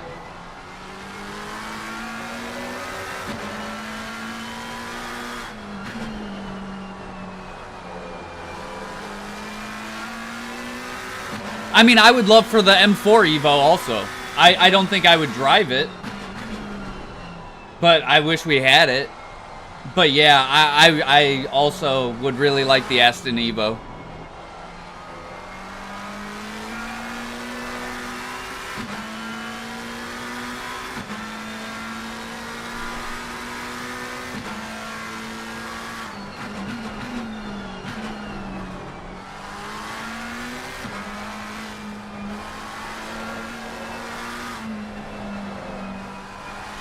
It's happening to you as well, Kenneth. I had that problem a couple days ago. I wasn't on anything yesterday, but a couple days ago, I kept trying to send a message and it wouldn't work. I would have to retype it. Like, at 1 out of every 3rd message, I would have to redo.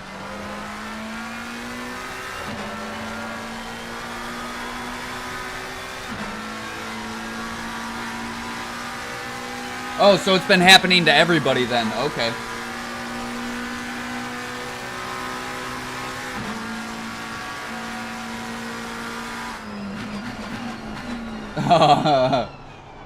I mean, yeah. Hopefully that's what AC Evo is, though. Duke? Like, I have hope for AC Evo maybe not getting involved with contracts so that way they can cover it all. Like, think about it. If they're not bound by contract to just IMSA and WEC, or just SRO, then they could do tracks from all of it, which would be fantastic. I'm hoping that's the direction AC Evo goes. I'm hoping it's more like a direct competitor to, like, iRacing. It's not looking bad. I hopped on board for a little bit when I got back. Oh, did you? Yeah. Maybe, like, just from, like, the little bit, maybe you were being just a little aggressive with, like, the inputs. But, again, it could just be our ping right now because I'm going crazy. Oh, I have no doubt that, you know, a large majority of the problem is in the seat, you know. Yeah, but like again, it didn't look like your turn-ins weren't bad. Stuff like it was just like it was just you were trying to force it almost, forcing it to go faster, which then slows you down. Yeah, and I was trying to push, but No, yeah, and I mean you got to push at times for sure.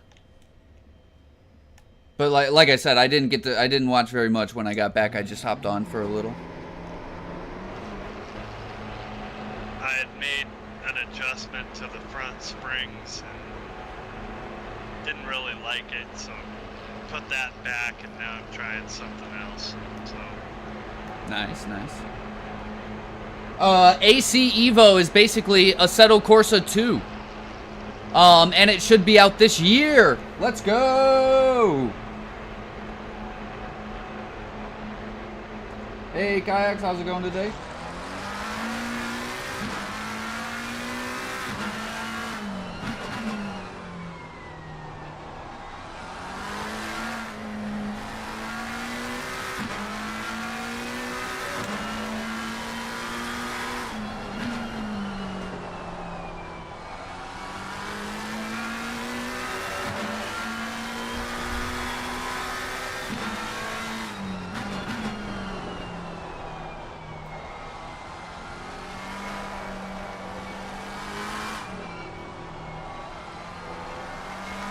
I don't think you need to go that far to the left to open up this turn. I think that might cost you a little. Like on the entry to this turn, how you went all the way to the edge of the track. I think that might be a little too far, and you're losing grip being offline. really, whoop. Yeah. Indy, like, it's so low grip. The minute you get offline, you're losing a bunch of time. Even if you don't feel it, like, you're going slower. Okay. So you think keep it more middle of the track there? Yeah, you just like you're trying to maximize it so much that it's losing you. Like yeah, just stay a little closer to the right-hand side, which allows you to open up the exit out of that horseshoe a little better.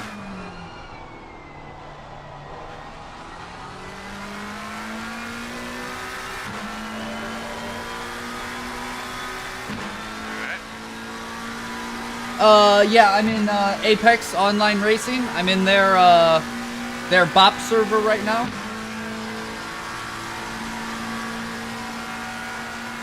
Yeah, for sure it is.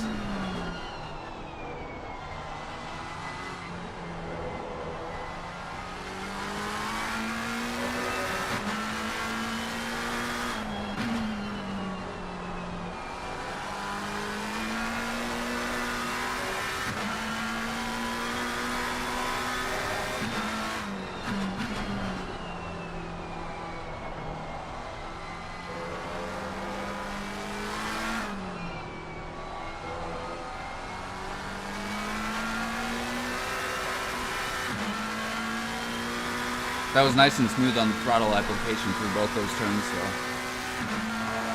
Even though it lost the rear end on exit? That was because of the grass. Not that was definitely from hitting the grass. Your throttle application was nice and smooth.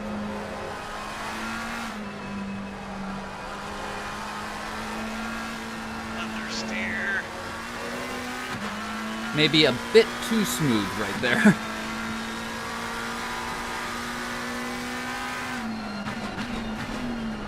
Or I went the wrong way on my adjustment. Yeah, that could too. That could be it. Yeah, 'cause I'm not getting near as much turn in.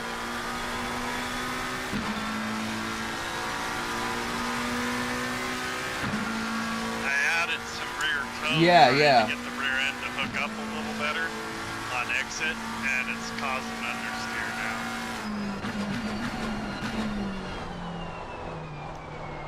What did you say you added? Sorry, I didn't hear that part with the engine. I added some rear toe to get the rear end to hook up a little better on corner exit. Yeah. And it's causing understeer now. Yeah. Yeah. It's now got more grip than the front. Yep. Let me put that back. I mean, I only went one click, but it made a lot of difference. In this server, I'm not sure whether you can have the braking lines. In a lot of the online server, I think they're off, but you might be able to.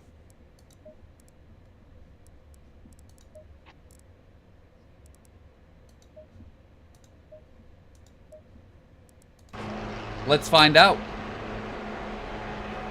Let's find out. But yeah, so Duke, it's basically supposed to be the follow-up to like Assetto Corsa 1, which has a huge variety. Road cars, F1 cars, historic cars. I'm really excited for it.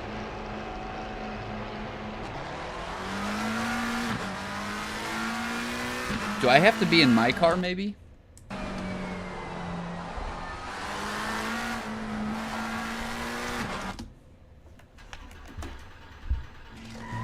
Let's find out. Low tire pressure. Stay clear of the curbs.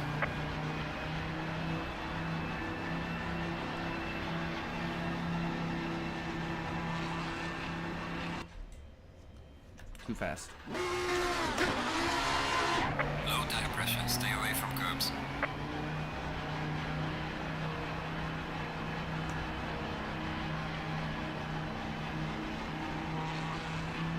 I did turn it on, right? I thought I hit it to visible. Options. Yeah, okay.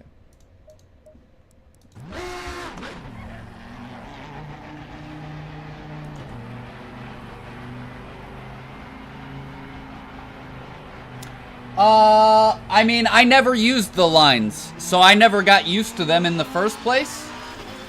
But like, as far as getting used to not having them, it doesn't take too long. Between seasons, I may try and look into some coaching as well. Maybe try and correct some of the habits I'm doing in the chair, you know.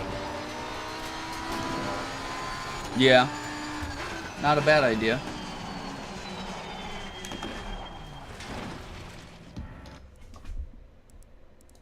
AC1 is on sale right now in Steam. Because I'm not a terrible driver, but For like $2 right now. I'm sure there's some stuff I could improve on. I mean, there's stuff we can all always improve on. Yeah.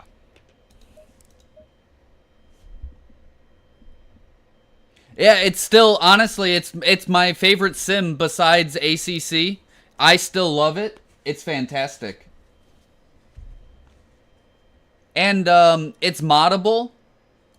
So basically there's endless content for it.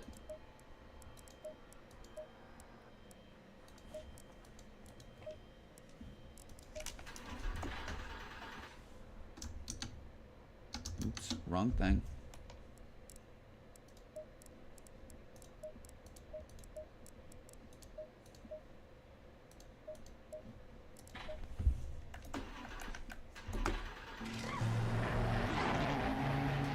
Oh, I don't know. It's gonna be different for everybody.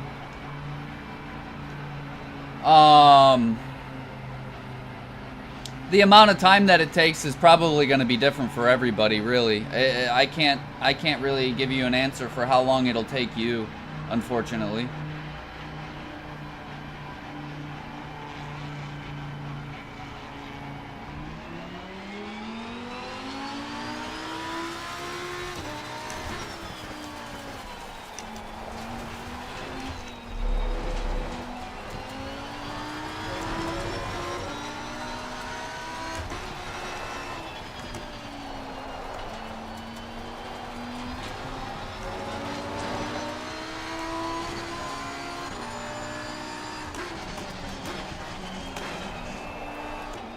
I mean, but if you notice, there, you can kind of see the racing line on the track by looking at what part of the track is darker. That's generally going to be the racing line. So like, even like right now, you can kind of see the tire marks. that'll give you a good idea. And as for learning when to brake, it's probably a good thing to stop using the thing anyways. So that way you're always, like, yeah. There's certain, like, reference points, like brake markers. And again, you can see, like... I've not found a good brake point for that corner.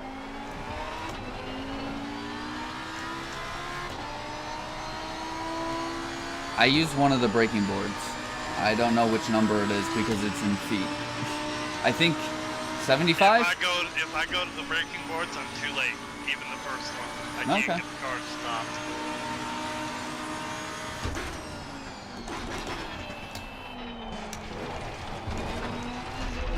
Again, it just does not want to stop.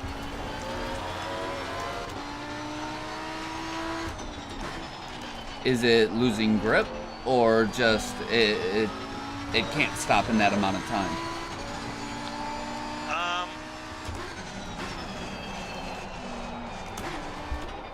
Like, you know what I mean? Like, is the front or the rear sliding maybe, or is it just that that's the brakes? It happens on when you're going out onto the both sections. Or, you know, the braking zone on the oval, so turn 1 and whatever the other corner is here. So once you transition, you're losing grip a little bit? Like when the braking goes from on flat to the banking, kinda? Is that what you mean? Yeah. So like this braking zone here, I have to brake before the first board, otherwise I'm too deep.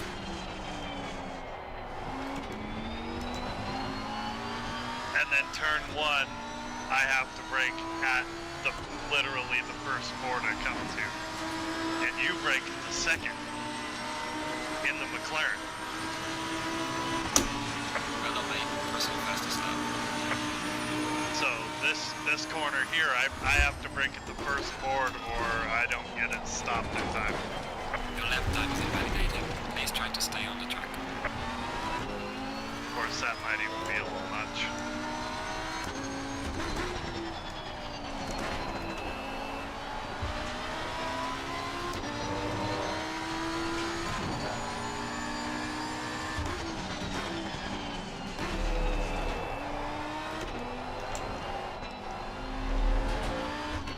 I'm gonna hop back on board for a bit.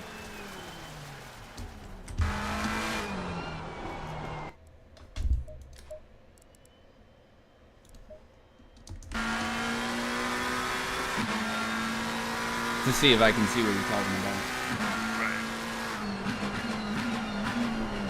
So like all of this is fine.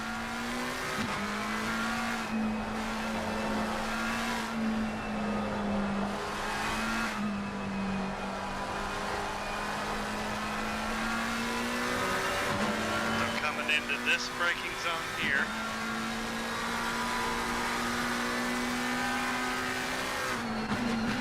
If I brake at the first board, I'm deep. You're holding the brake pressure too hard, too long. Okay. Like, I can see that right away. It feels like you need more, or you need to keep the pressure, but if you don't come off it, you're, again, way too much ABS. So I'm betting I have the same issue into turn 1 then. It's doing the same thing. So if I brake at your braking point. Yeah, you went a little bit deeper than I do, but yeah, also same thing. You got to start bleeding off the pressure because you're basically holding it max until the apex almost. Like you need to extend the trail braking portion. Like you need to start bleeding the pressure off sooner. Okay. Is what it looked like.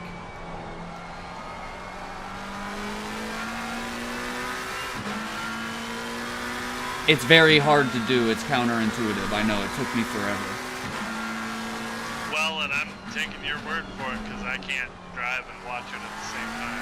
Yeah, yeah, and like trust me, it's super tough because you feel like I'm not slowing down.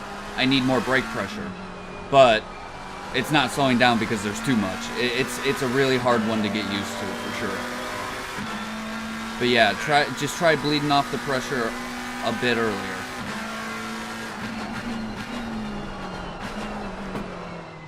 Yeah. See, you were still. Just, like the problem is, so just to put things in perspective, like the way I have my pedal set up right now, like I'm right there before I even get any resistance in the pedal at all.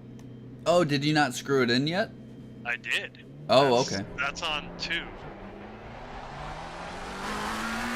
So I don't know. How long have you had yours? Setting that... Your rubbers might be worn out. Like, how long have you had them? Oh, I've used the crap out of them for 5 years, so I'm sure. Yeah, your rubber might be degraded at this point. Because you said it took to that point to even feel resistance. Yeah. Yeah, I mean. The pedal was free moving until that point, which makes precision braking really hard to do. Yeah, yeah. Maybe if you screw in more, it might help that. Or yeah, maybe your rubbers are worn out because like I can feel resistance immediately. Yeah, I'm betting it just doesn't get stiff. You know, it gets stiff sooner than it would if I still had it out at 5. But like it doesn't. There is play before it actually gets stiff on mine. But I can still feel the the resistance. Right. Well, I mean. Yeah, even right there, you were holding max pressure a little too long. Yeah, but it doesn't feel like that in the pedal is the problem. No, you're not really gonna feel it in the pedal. Is the thing. Like you're not gonna feel that in the pedal. You're probably not even gonna feel it in the wheel until you start doing it right, and then you'll feel the difference. That's why you just have to start, kind of force yourself to start coming off the brake pressure sooner. And like a way that I trained myself was brake earlier, but don't hit 100. So that way you're focused, like, or if you do hit 100, immediately come off of it. So that way you can then feel the modulation.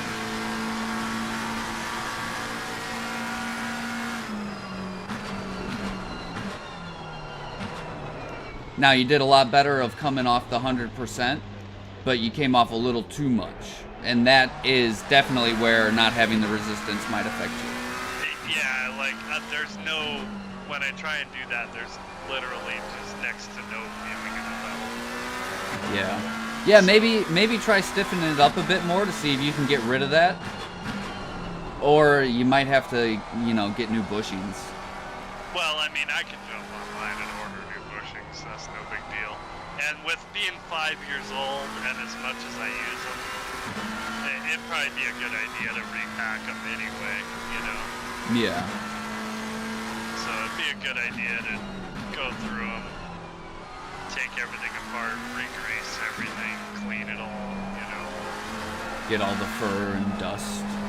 Well, and I have a German Shepherd, so you can imagine. Oh, yeah. Yeah, like just now when I went down to check my setting, I was like, oh, shit.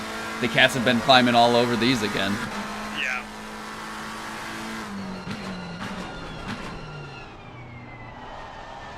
Yeah. Yeah. So, yeah, it just might be time to do a little, I don't want to say rebuild, but that's probably the best word for it, Yeah. Also, I was noticing, and somebody else too, like, you're using the right braking boards, but you're trying to be at that board before you hit the brake. Like, the 300 at the second to last turn is kind of the braking board you need to be looking for, but I need to be, instead of hitting the brake at that point, I need to be at max brake at that point. Yes. Yeah, I got that. So I need to start braking a little bit earlier. Yeah. Kind of Yeah. like you're just a little too aggressive on it. And yeah, like trying to push it. And yeah, that's me trying to get around the track faster and actually being a detriment to myself instead of helping. I do it all the time. It's It's not. easy to do. Yeah, yeah. Yeah. So, yeah, it's definitely something to keep in mind, and I'm gonna have to go through this brake pedal, which will probably not happen before the end of the season, honestly. But Yeah, but I mean, hopefully if you stiffen it up more, like it might require maybe a bit more force, but then you could adjust that with the maximum output in the tuning menu. You know, like so that way at least you can have better resistance throughout the travel. yeah, and the tuning menu was something I was gonna talk to Leverink about. Yeah, I mean, I have the same pedals as you, and all I can adjust on the brakes is the overall output force that I take to get to 100%. I've got that at 64. But I can't push harder than that without pain because of the condition. So like, if you need more like than 64, use 64. But also, you don't have to be at max. Same thing with, you know, like force feedback. It doesn't have to be at 100. If it's too high and you're fighting it, it's probably going to slow you down. Oh, I don't run my force feedback at 100, especially since I went to the direct drive. I backed it down quite a bit. I think I'm at, what am I even at right now? I'm running 70 on it. The CSL? Yeah, the Elite. Yeah, that's about that's the most I could run it at as well before clipping. Yeah, so I run it at 70, and then when you add in the max camber, it weights the wheel up pretty good. But I, sir, am getting hungry. I'm gonna get out of here for a little bit. I appreciate your help. Yeah, you're welcome. I'll let you get back to your Later, Greg. programming. 'Cause I'm sure all these people are sick of watching my dumbass go around here. So. Oh, they don't seem sick of it, to be honest. But I appreciate the feedback. It gives me a few things to think about, you know. Yeah, yeah, and then like if I wasn't clear, don't be afraid of like, hey, could you maybe think of a different way to say that? Because like I get it, sometimes hearing it different ways helps, Yeah. and like everybody's always willing to help. Well, and you know, some people may disagree with this, but I'm not slow. Yeah, no, you're not at all. Like, I'm not slow. What I'm running into is trying to get that additional, you know, 2 or 3 tenths that I know are there. And like, you know how it goes. The faster you get, the harder to improve it becomes. Absolutely. So I'm getting to that point now where I'm not making leaps and bounds improvements that I was over, you know, the last couple of seasons. Yeah, Now, yeah. you know, I'm instead of running 12th or 10th in most races, now I'm up fighting with people that I wasn't even close to 2 seasons ago. And trying to push that extra little bit out of it is Gonna tougher make to the do. forces themselves. Yeah, over pushing is a big enemy for sure. It can slow you down a lot. It happens to me a lot. Which I think is where, you know, maybe some actual professional coaching would maybe help with that. If I can get what I'm doing in the seat calmed down and, you know, tuned in where it needs to be, then the rest of it will just kind of work itself out, I think. Not to get all hippy-dippy on you, but have you ever tried meditation? Because it looks like you're trying to get the mental help from the coach, right? That, I mean, say like because that's what it sounded like you were trying to say, right? Like have somebody, okay, right here you're pushing too hard, or like you need to relax. Right. Yeah, and like we were talking about a while back, you know, this season I was really gonna try and focus on, you know, when I'm in these fights in these races, not pushing so hard to get around that person immediately. You know, be patient. You know, Yeah, see exactly. if you And can force a mistake rather than that's a mindset you've really got to put time into, and you got to keep like it. Yeah. It doesn't come overnight because everybody and sees the sees the position and attack. yeah, and I do get frustrated and, you know, maybe say some stupid shit in Discord or whatever, but like I said on there, I don't know if you read the whole conversation or not, but, you know, I made sure to put in there, look, I'm not in here trying to attack anybody in the league or anything like that. I don't have any issues with anybody. This league has been fantastic. It's the only one I've run for 5 years. And I have, you know, I don't want to go anywhere with this. I want to get this to where I can work shit out on my end to where I'm actually enjoying this again, rather than being this completely frustrated all the damn time. Yeah. Because I know I'm not going to get on and win a race tomorrow. Like, I get that. But I see myself, you know, top 6 or so, and I should be up there fighting for those positions, not down. Like, nothing against him, because, like, he's a damn good driver and has a lot of potential, but I'm just going to use him as an example. I should not be fighting with Larry. Yeah, but I've had to fight with him a few times this season. Yeah. And last And season. on certain tracks, yes, but I'm talking like overall. And I've Yeah. been door to door with Lanham the last 3 rounds. I'm like, what the hell is going on here? But, you know, and like I said, it's nothing against him. Lanham's a good dude. I like Lanham a lot. He's just was the first person that came to mind for an example. Yeah. And remember, they're all going through those big leaps and improvements that you've already made. Oh, I know. And like you're kind of hitting on it, and Kenneth did earlier. It's not the pace that's the problem. It's the staying calm and not making the mistake by overdriving. Right. And yeah, like you said, maybe some coaching can help with kind of the mental side of that. I mean, again, it can, but most coaches aren't gonna like be working on that. They're gonna be telling you break here, you know, like stuff like that. That's why I was kind of mentioning the meditation I think it depends on the coach, because like if you get Nils or somebody, yeah, they're gonna just pull up telemetry and go, okay, you need to do this and this and this.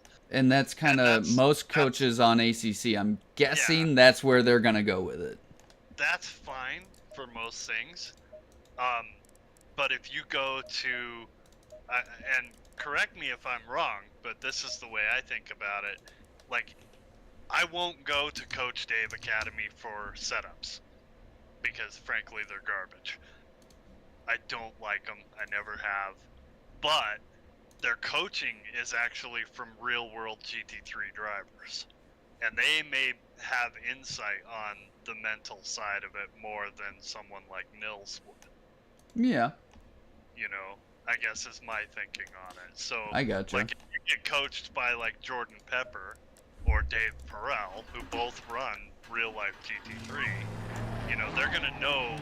They might be able to translate it a lot better. They have to have experience in that. Yeah, I gotcha. Right, and that's kind of the way I'm thinking about it. You know, if it was a, you know, and I'm sure I do have pedal input issues and whatnot that Nils would be able to help me with. But my biggest problem is I've got to get me to calm down. Yep, and it's a struggle. Trust me. And that's a completely different deal that I'm afraid Nils probably wouldn't be able to help. I mean, he's a pretty smart guy, though. I'm sure he knows, but... Oh yeah, he is. And he's hella fast. But the other problem I run into is if I could find a coach that's in the US, that would be best. Because, I mean, the time difference, I don't want to do a coaching session like 4 in the morning for me, you know? Yeah, yeah. I mean, a lot of those guys will be able to work with you a bit on time, I'm sure. But, yeah, it would be a lot easier time zone-wise.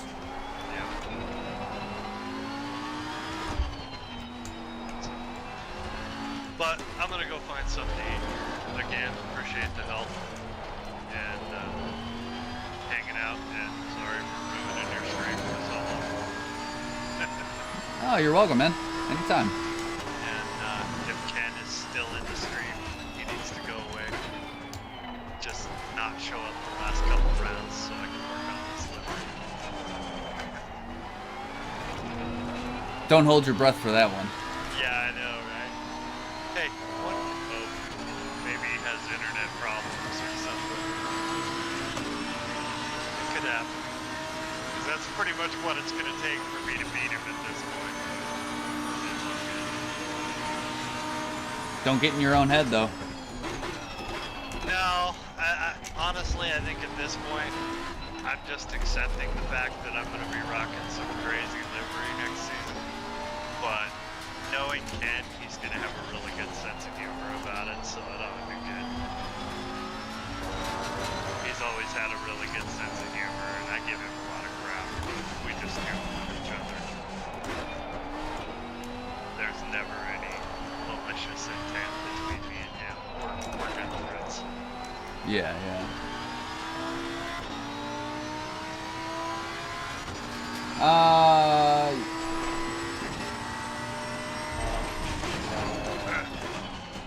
Thank you again. And Yeah, you're welcome. have a good one. Appreciate the help. Yeah, you're welcome, man. Enjoy the dinner.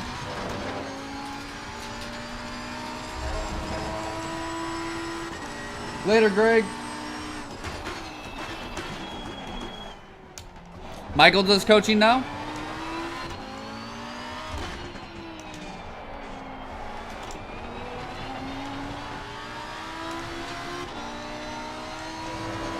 Yeah, I'm guessing that most of their coaching is probably kind of just the normal driver coaching, right? I've never had any coaching from them, but I'm guessing it's not what he's looking for. I could be wrong.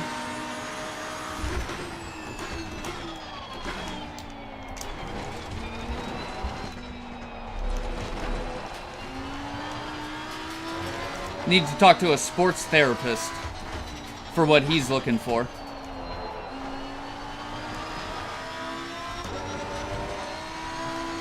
They're out there.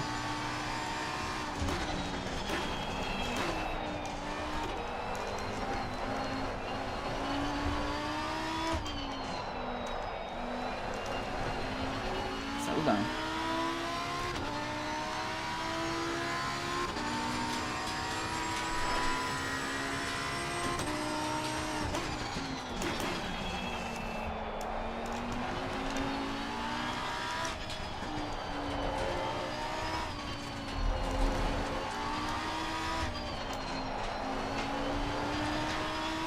What car are you taking this year for, or this season for AOR?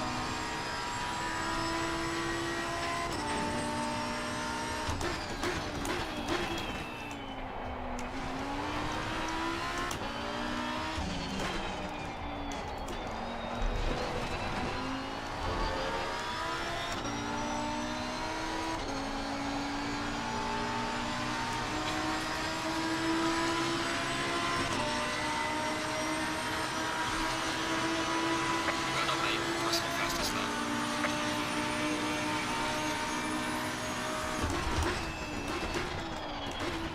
Yeah, I mean, for the coaching, it sounded like he was looking for, to be honest, I don't think you're going to find that from a sim racing coach. Like, that's more of a sports therapist, I think. Like, there are people that do those jobs, but yeah, it's...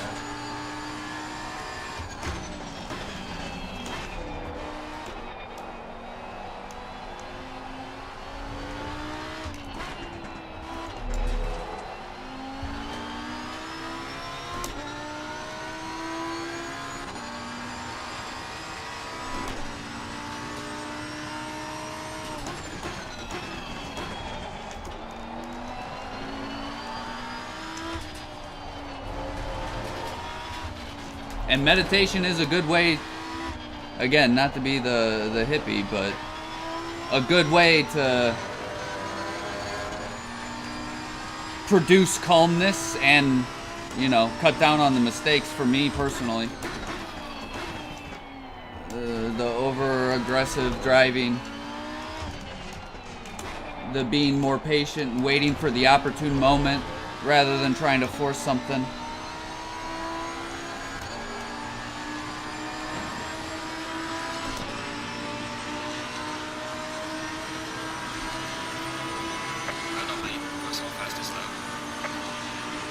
BMW.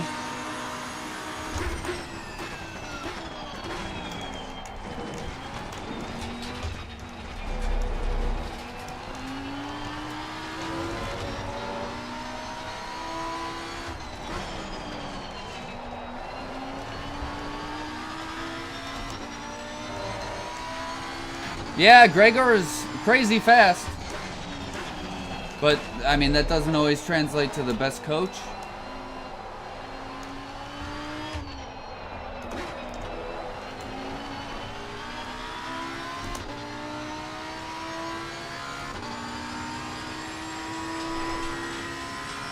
Yeah. A different way of thinking about things. Set it up rather than just go for the kill. Honestly, doing other things, you'd be surprised how crossover can happen, even with unrelated things.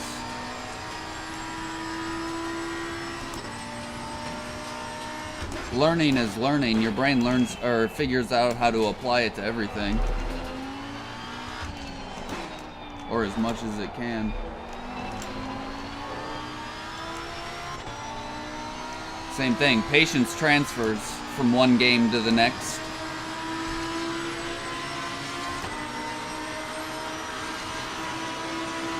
Still not settled though? Okay. I am going with... I don't know. It might be a surprise. It might be a surprise.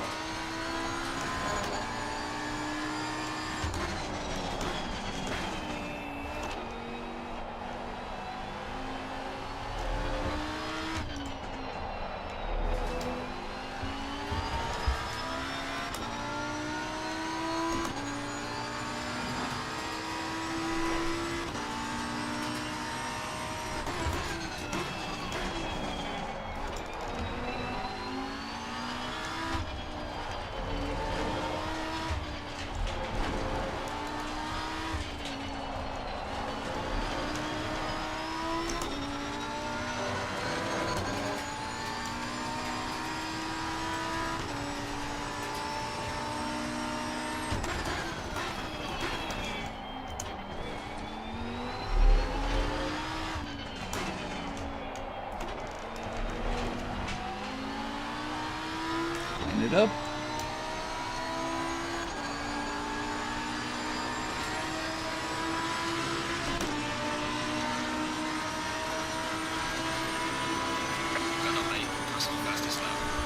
What kind of hat?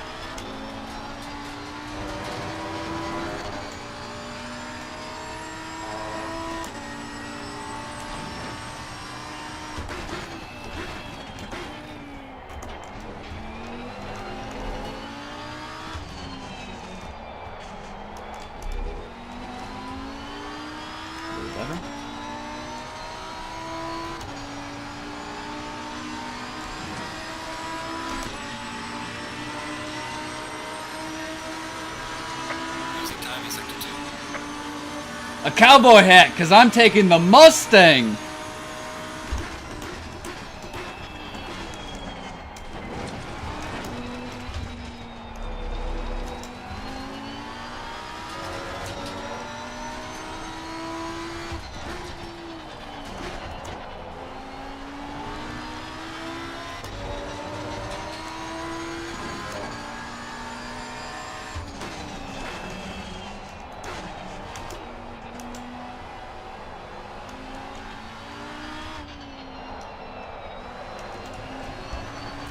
Yup.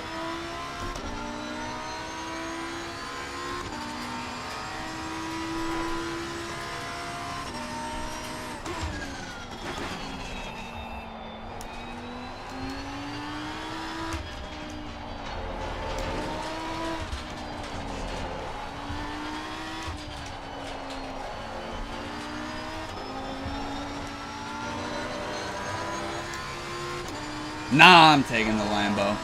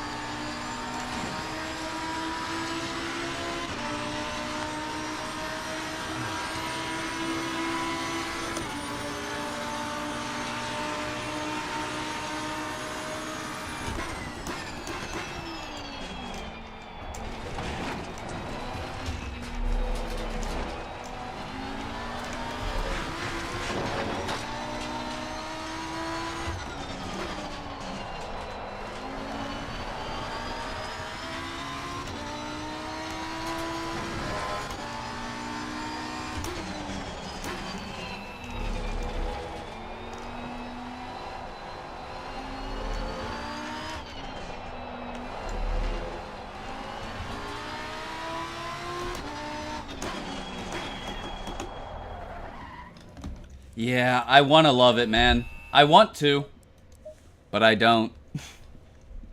I don't. But, speaking of,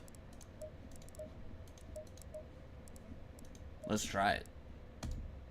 I went red, not green. Interesting. Green light, show them what you got. Normally I go green before red.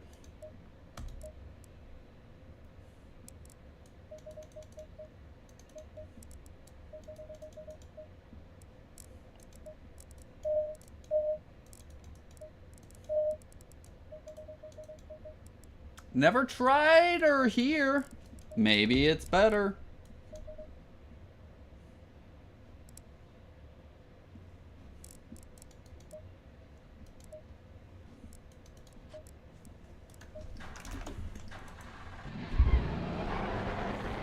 Blah, blah, blah, blah, blah, blah, blah, blah, blah.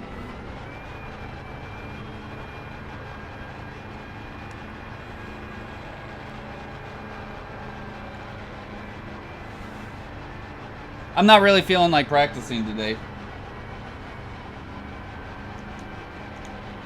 Or like taking anything seriously. I don't know why. Just messing around a bit.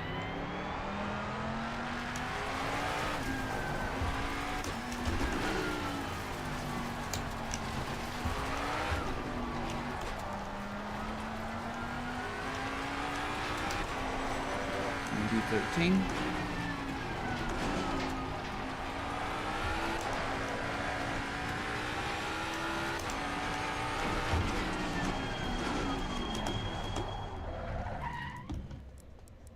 That's kind of why I want to try it. That's why it's a little why I want to try it.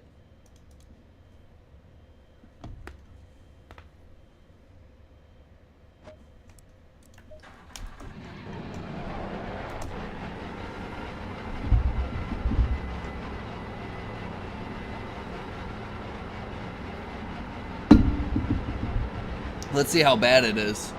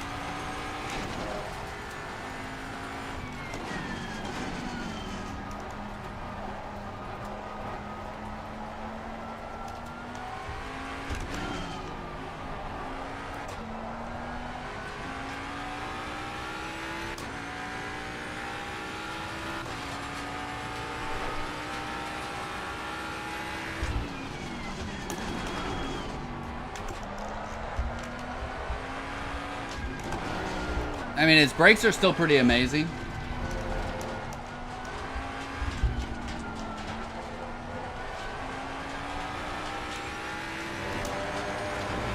The brakes are pretty amazing.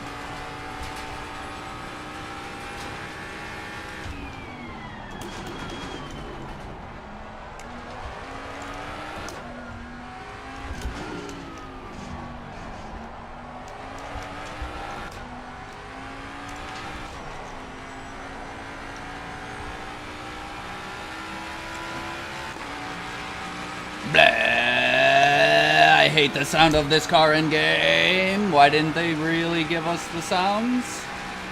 It sounds so much better.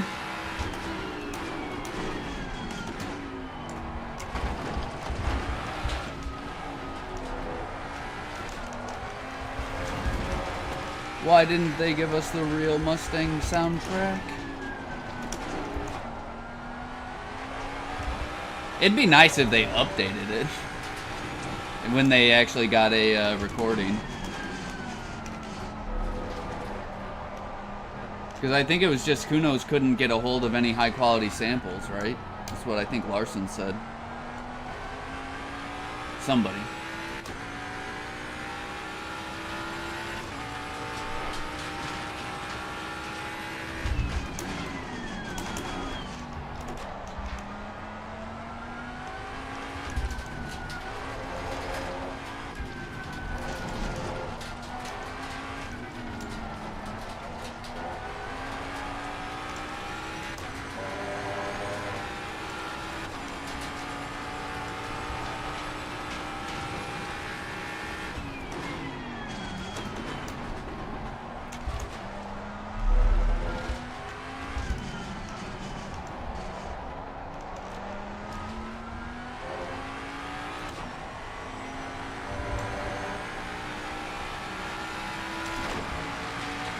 America.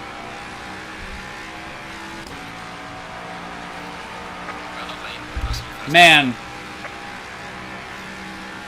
Ford's really doing themselves a disservice with that, because it, yeah, should sound better than this.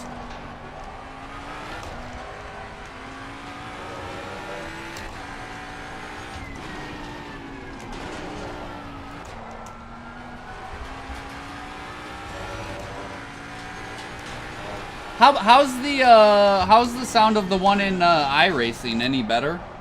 Sound more accurate?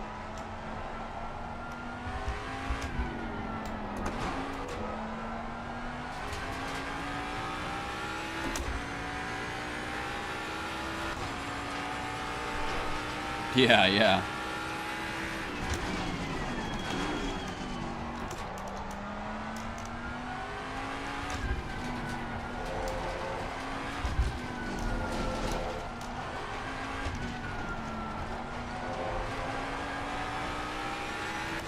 Yeah, we were talking about getting an Aston Evo earlier, about how amazing that would be. I would love to get the Aston Evo in-game.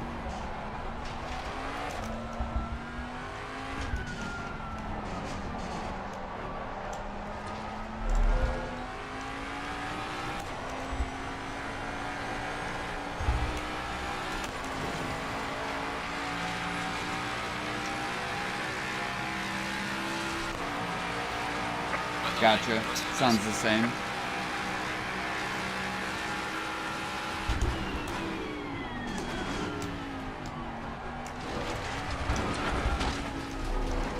Wow, wow, wow.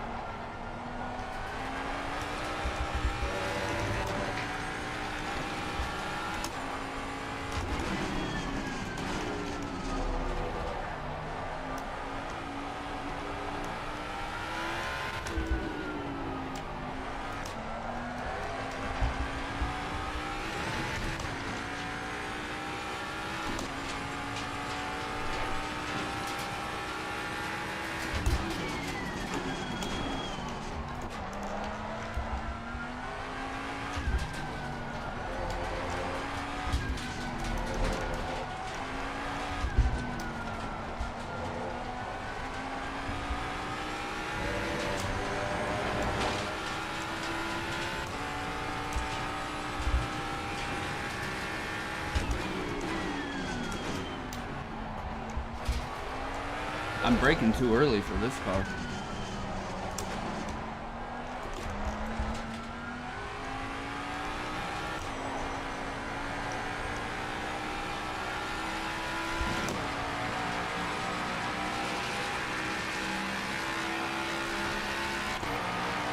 Well done, mate. What's your fastest lap?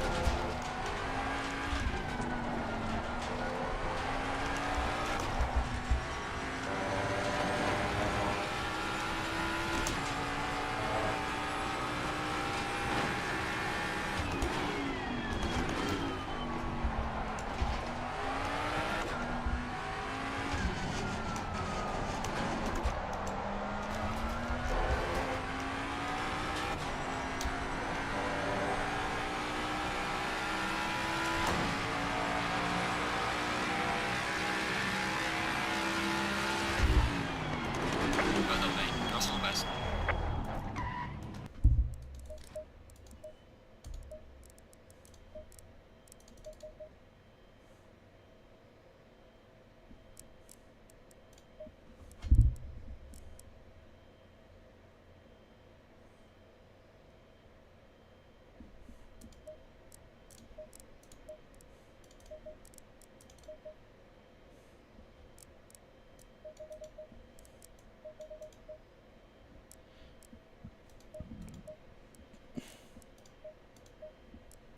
Oh, yeah, yeah.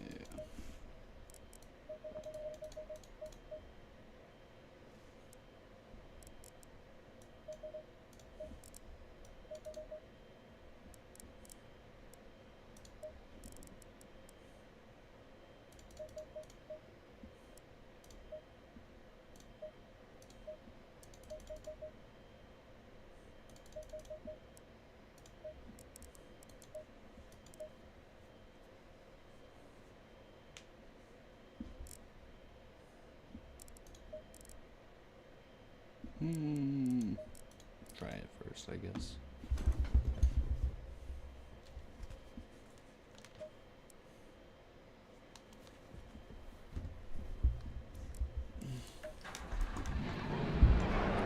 Blah blah blah blah blah blah blah blah blah blah blah.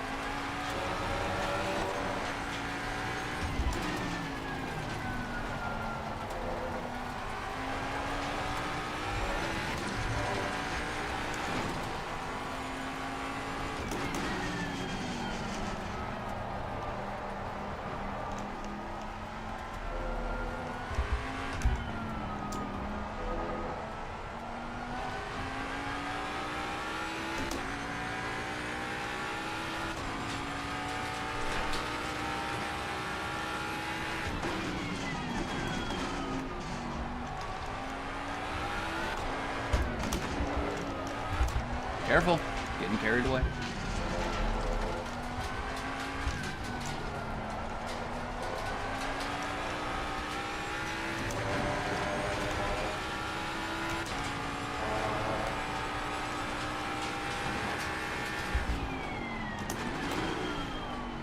Man, the brakes on this thing are pretty freaking amazing.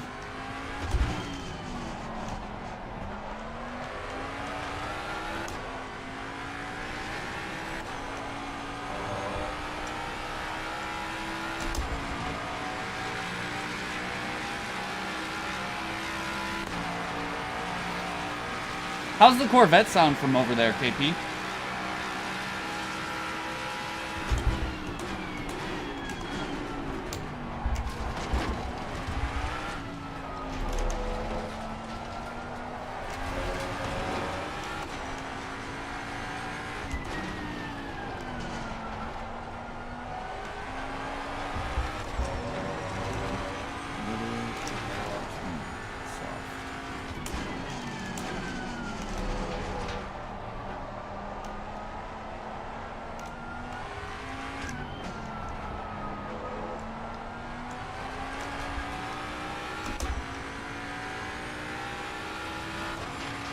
America.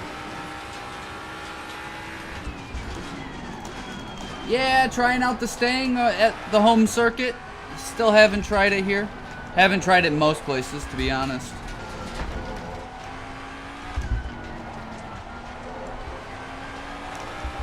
This is the first time I've driven it since there were some updates to it.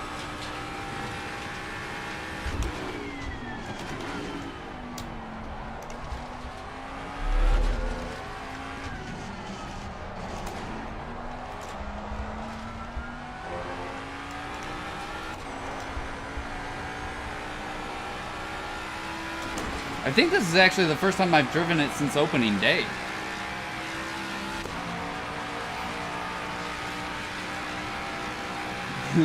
Welcome back, Travis. I can still brake later. Yeah, the brakes are nice. For shizzle.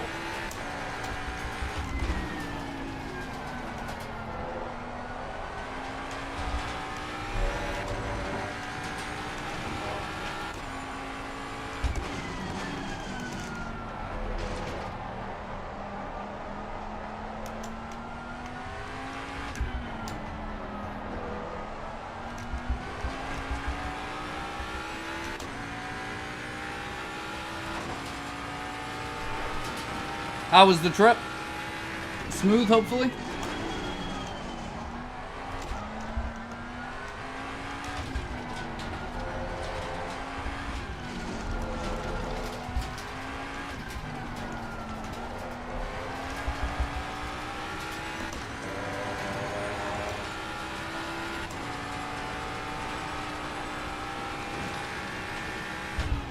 Too early on the brakes, come on.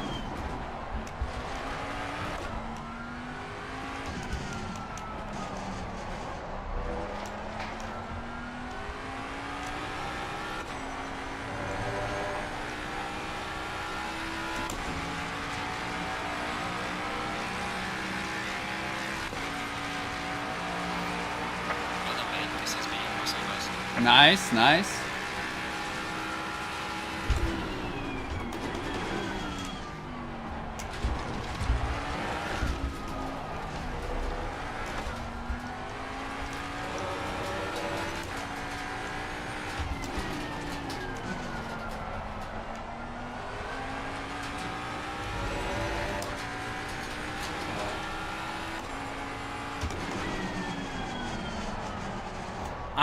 To be honest, am pleasantly surprised with it around here. I thought it was going to be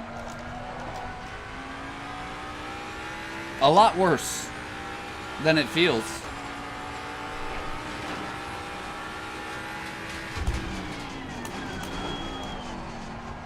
You get in by helicopter then, I'm guessing? Or is it seaplane?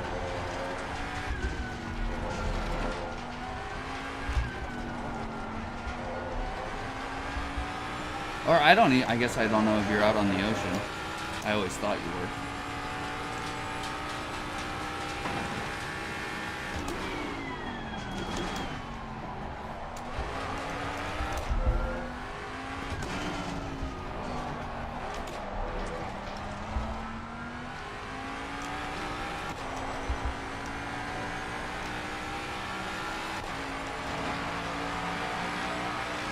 Helicopter, nice.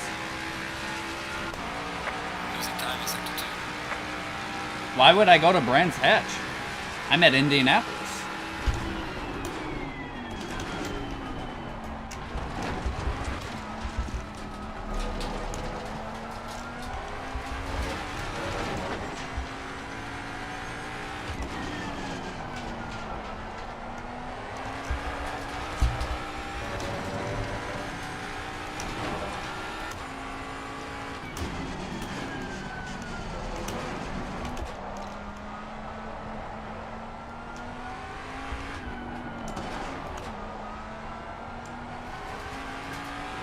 Again, Brands Hatch is not one of my favorite tracks for GT3s.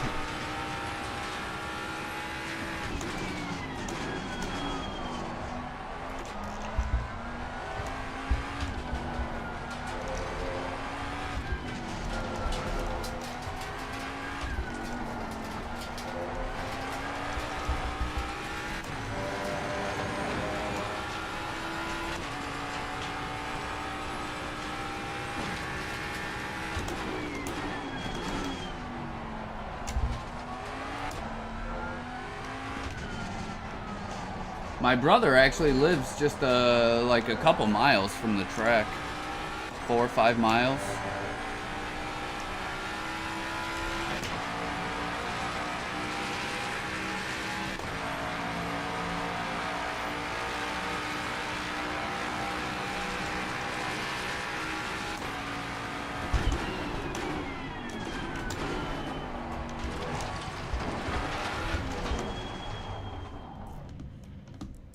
I'm not a fan. I mean, I don't mind Brands. I just don't like GT3 races around there.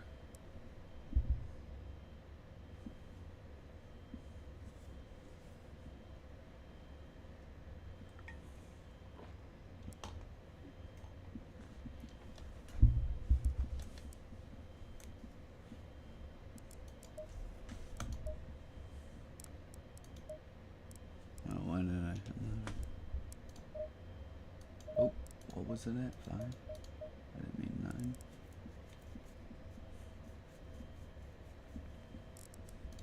Did I mean 9?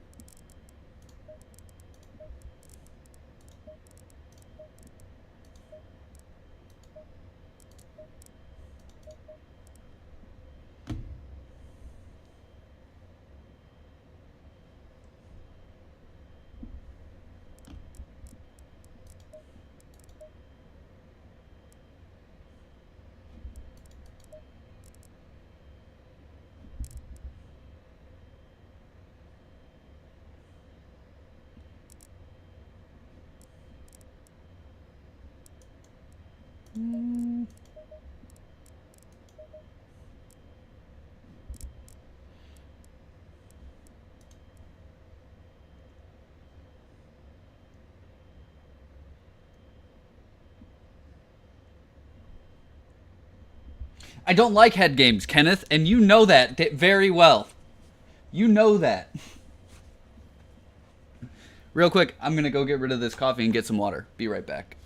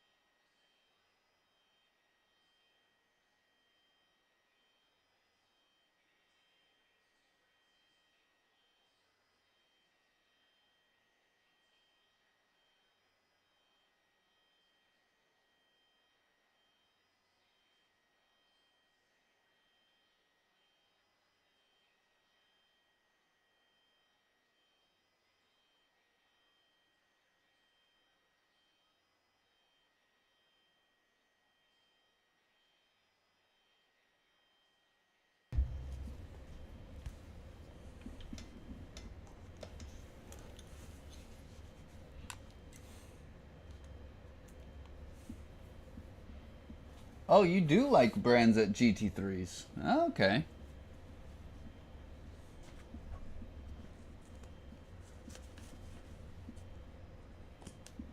I don't. I like the M2s, GT4s. Again, like the British tracks, it might sound like I'm not a fan, which I do like them, just not for GT3s. Like Olton brands, they're great tracks, but for M2s.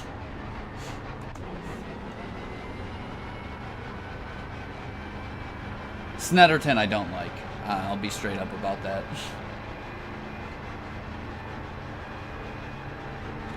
You never know who hops in. Sometimes people just don't say shit.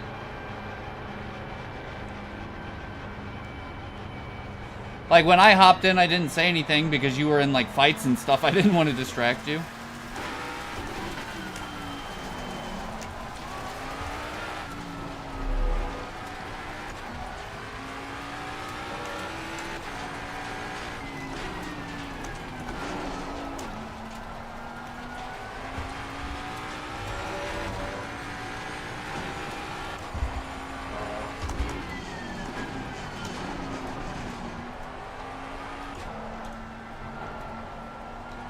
And like sometimes if I'm like, yeah, not by the keyboard or something, watching on my phone. To be honest, a lot of it was me watching while I was doing other stuff.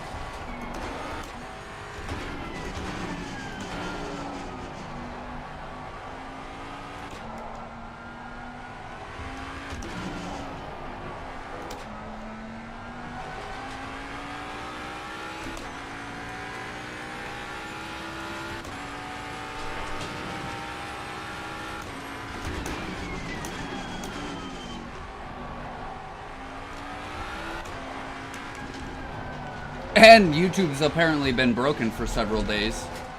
I thought it was just me. Kind of thought it was just him.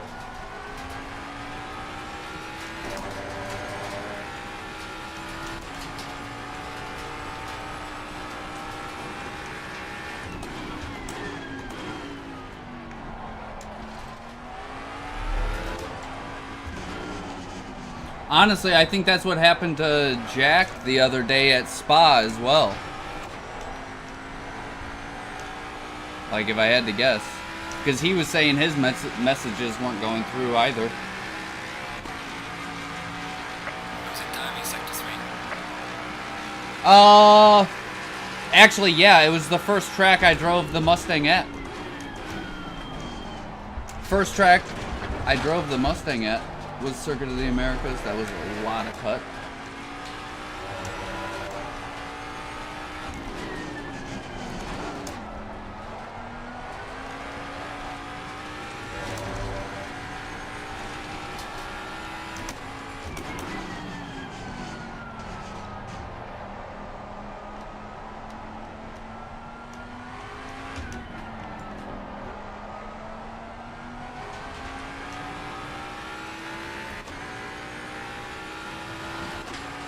Yeah, Junior, it happened to me a couple times during the race on Saturday.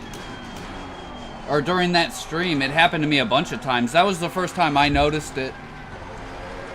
It happened a few times in Brooker's stream as well. Because I was swapping back and forth between you and him, watching the race.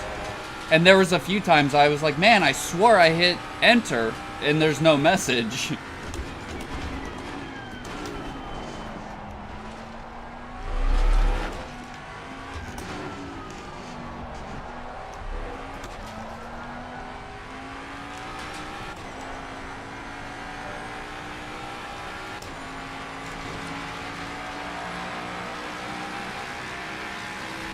Yeah, sometimes the analytics is off as well.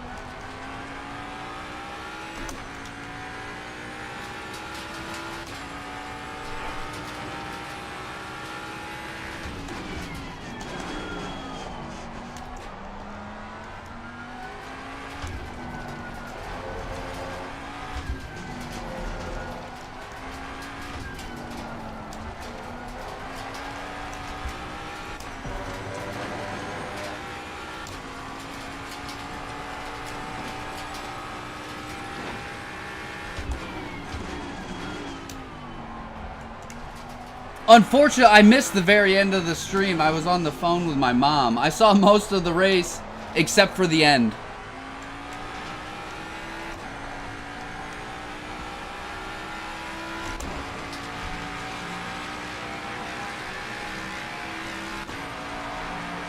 Losing time in sector 2.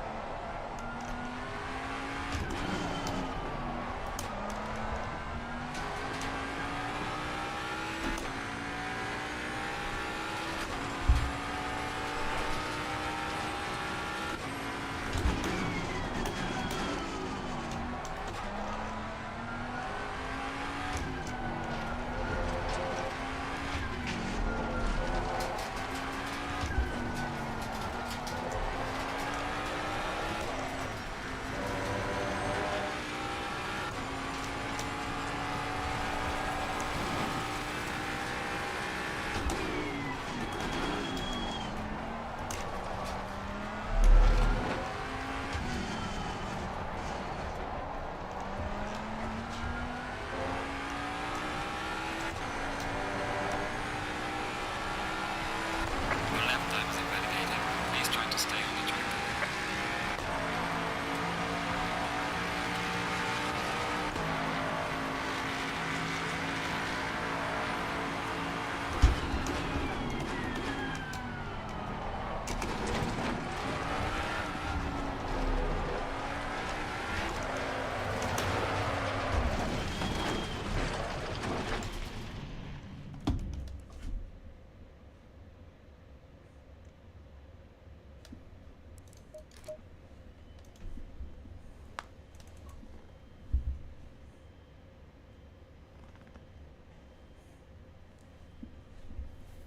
He was very consistent, though.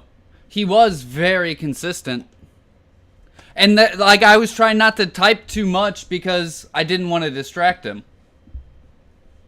But, like, yeah, yeah, I was trying not to distract him, to be honest. because his consistency was great.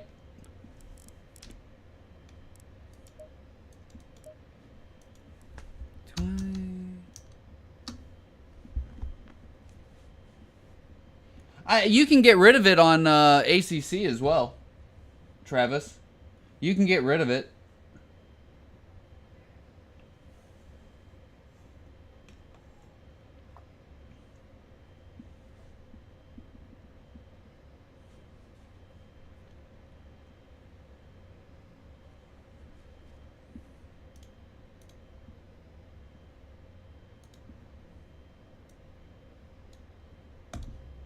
Why did I didn't. That's not what I wanted.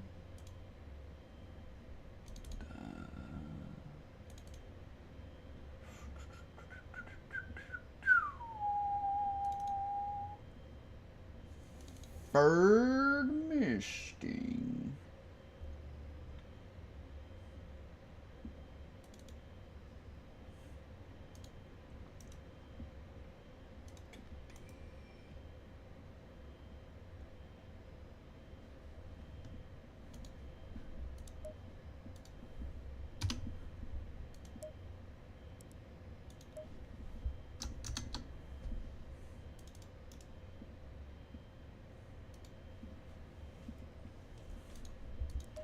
Let's see what I did here, because I think it was yes. Okay. Quite different.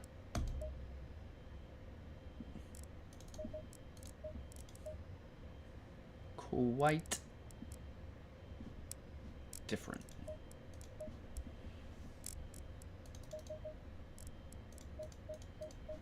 Let's give it a shot.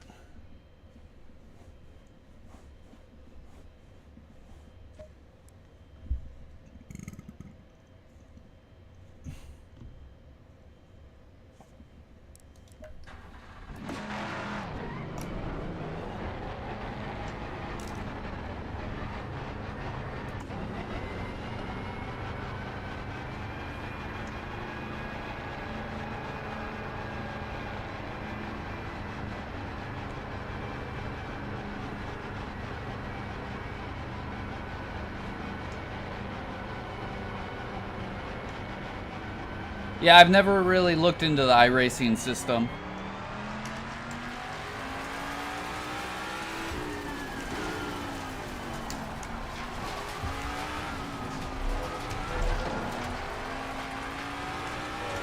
Going to the setup that I used at Imola, because I built it after an entire day of playing with the car. Let's see how it does.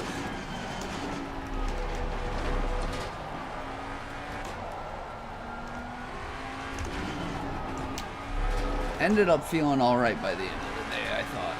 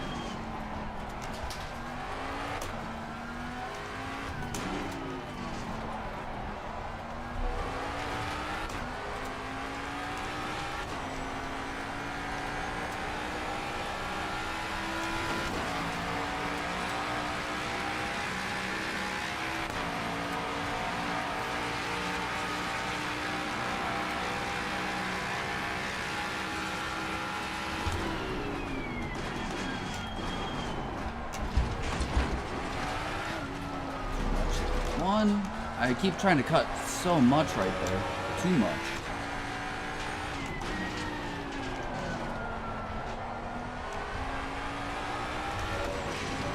Definitely more hooked up.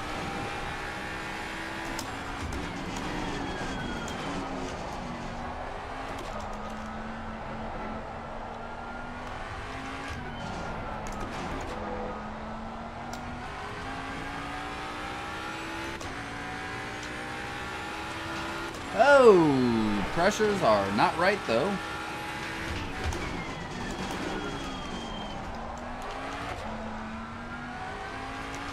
Not right at all.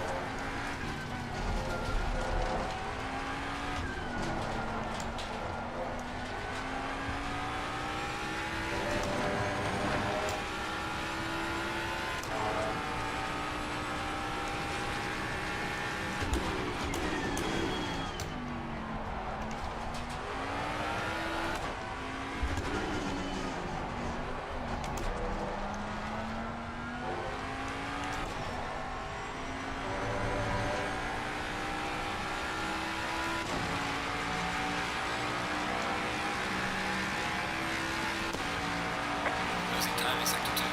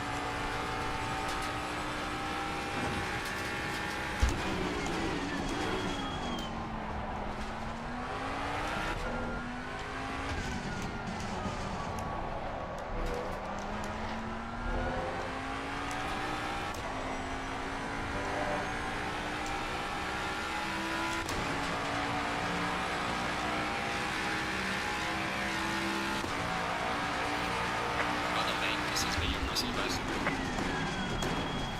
Fix the pressures.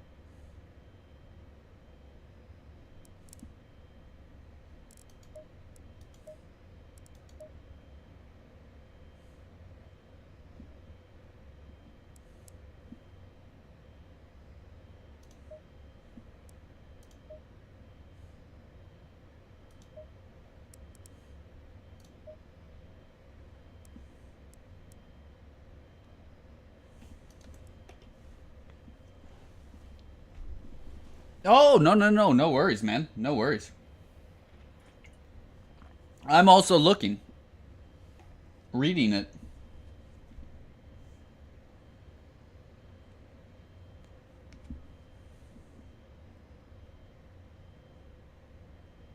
Ah, that's kind of cheating though, Junior, isn't it? Like, if you change, like, you're kind of defeating the whole thing.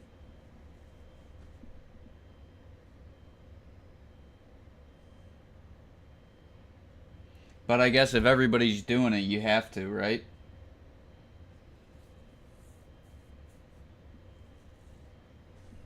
Ah, that's annoying.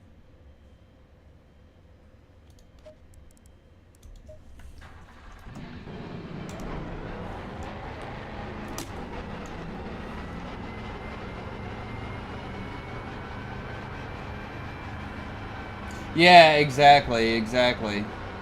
If they're all doing it, you kind of have to. That's annoying, though.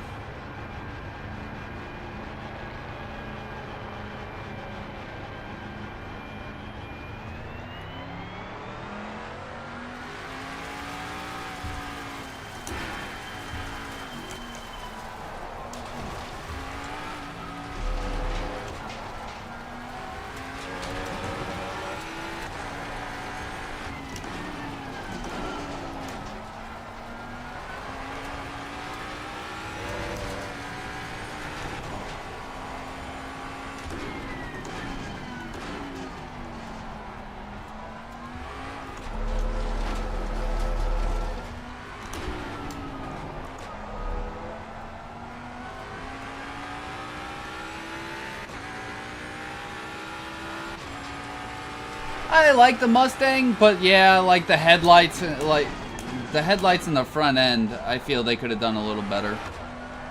I like the rest of it.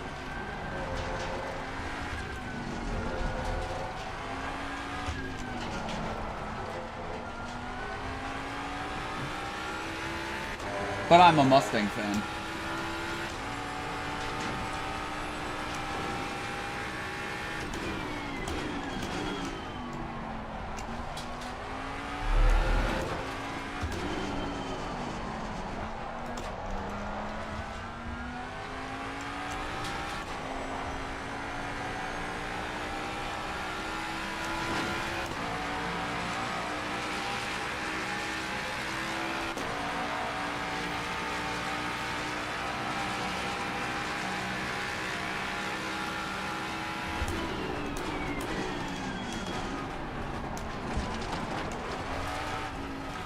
Yeah, it would probably just be better if they fixed the braking, right? But because you really should be hitting max pressure. Maybe not for long, but you should be.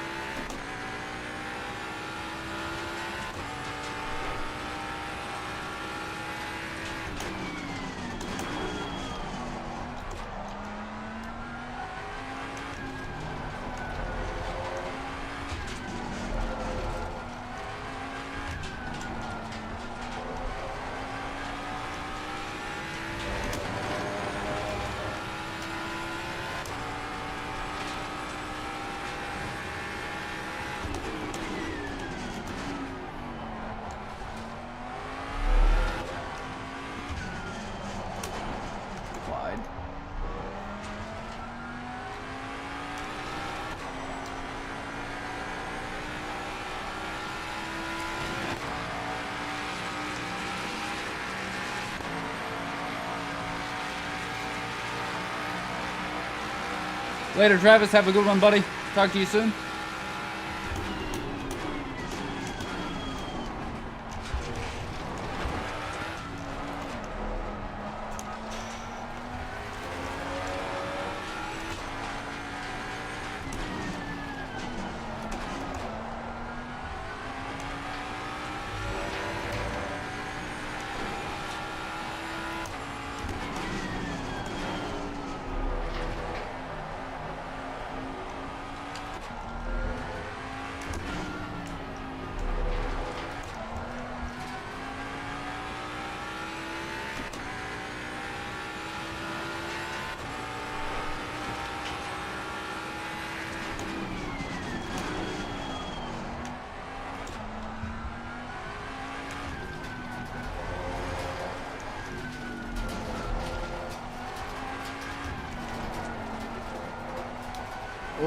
Which one? The big one or the one that goes in the grass?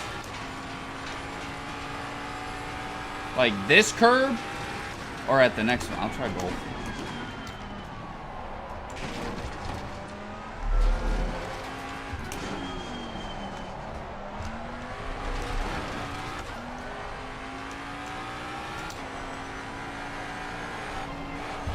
I don't think that one's right. Plus, it'll lose you tire pressure in the race.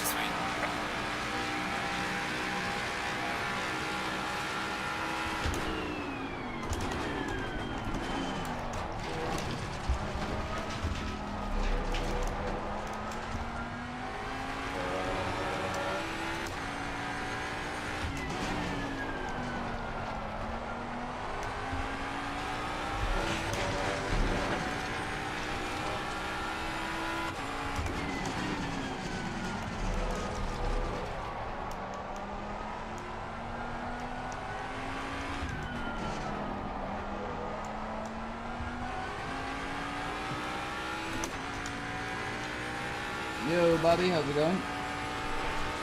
It'll take it. I don't know if it's faster, but it'll take it.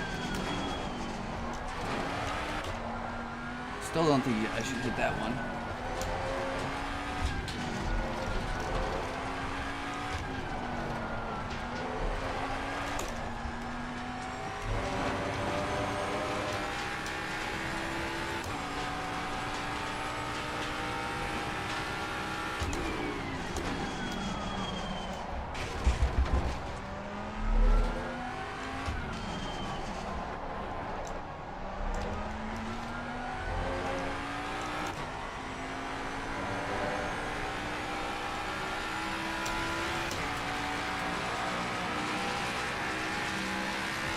I have not tried it, Bobby. I have not yet.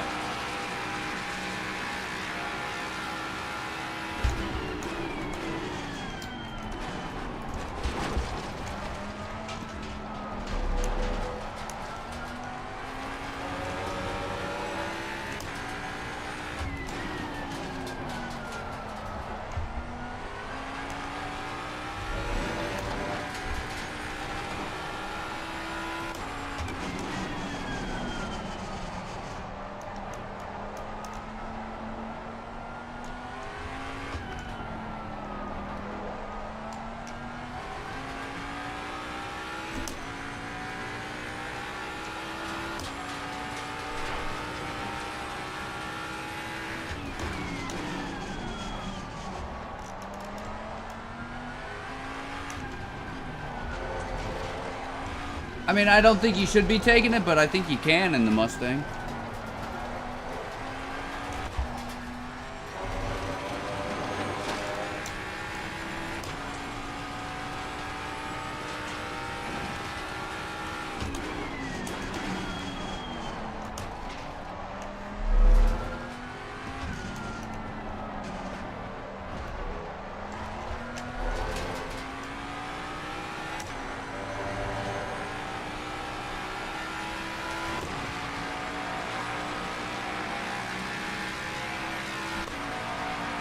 Yeah. Well, they'll make it. It was not fastest lap. I mean, who knows? Maybe I could make it take it.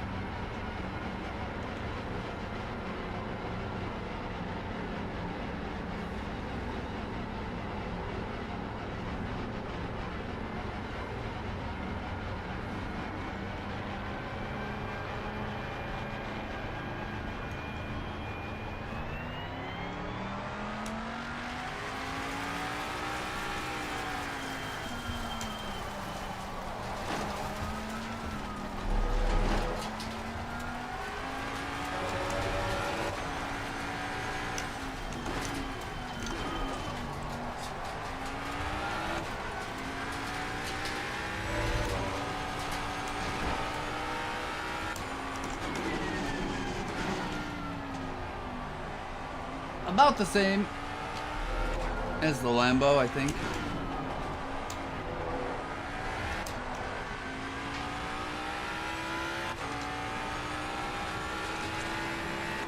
In terms of ballast.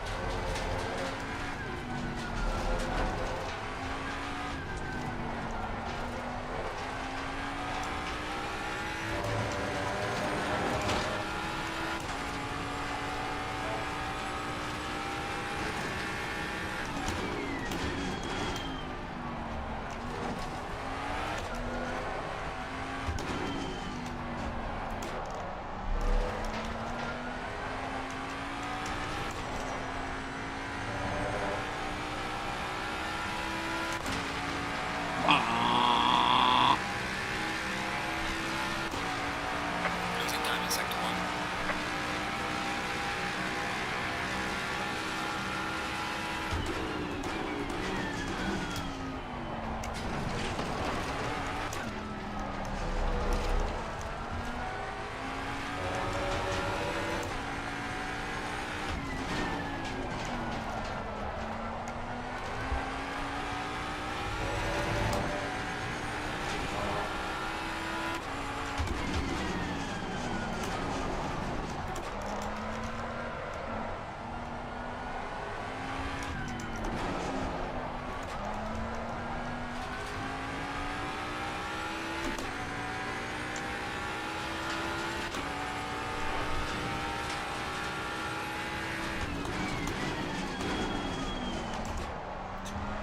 Just a bit too deep.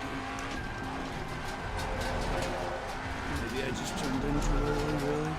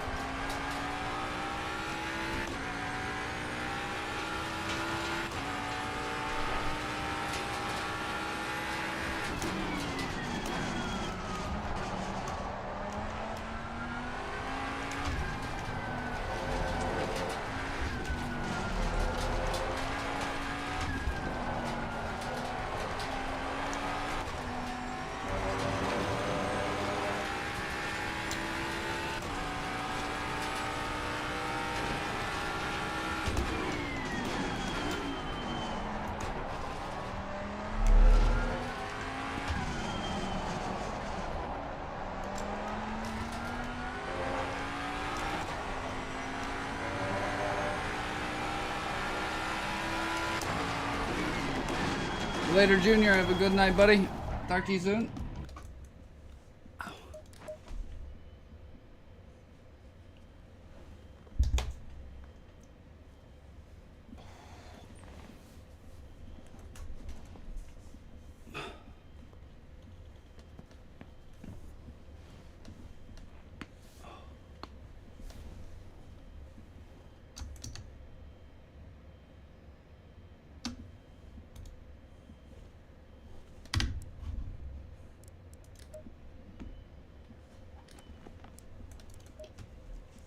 Green light. Go, go, go.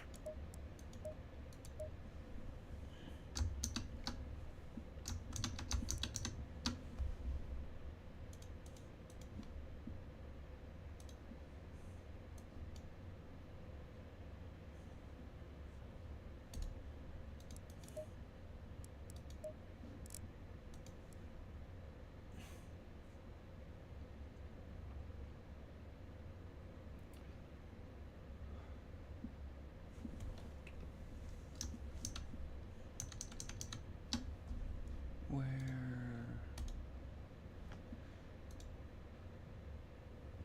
I think I might be almost done for the night as well. I'm getting pretty sore. And I'm not really doing anything. I mean, I am, but like not really working on anything that I need to be working on.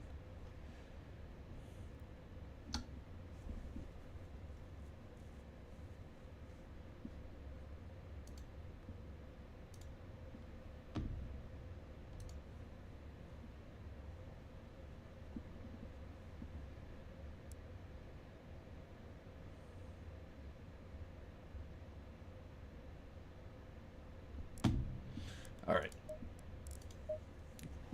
Get back in the correct car for at least another run.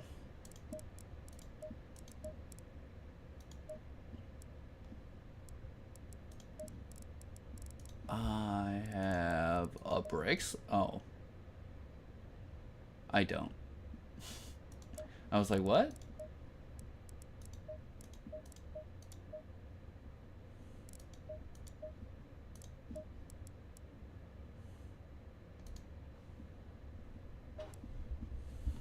Green light, green light. Go, go, go.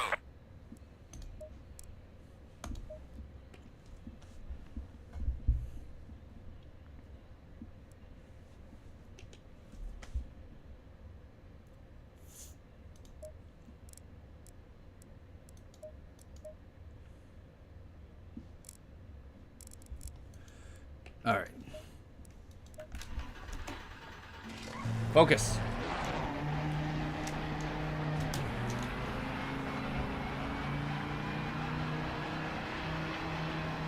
Maybe.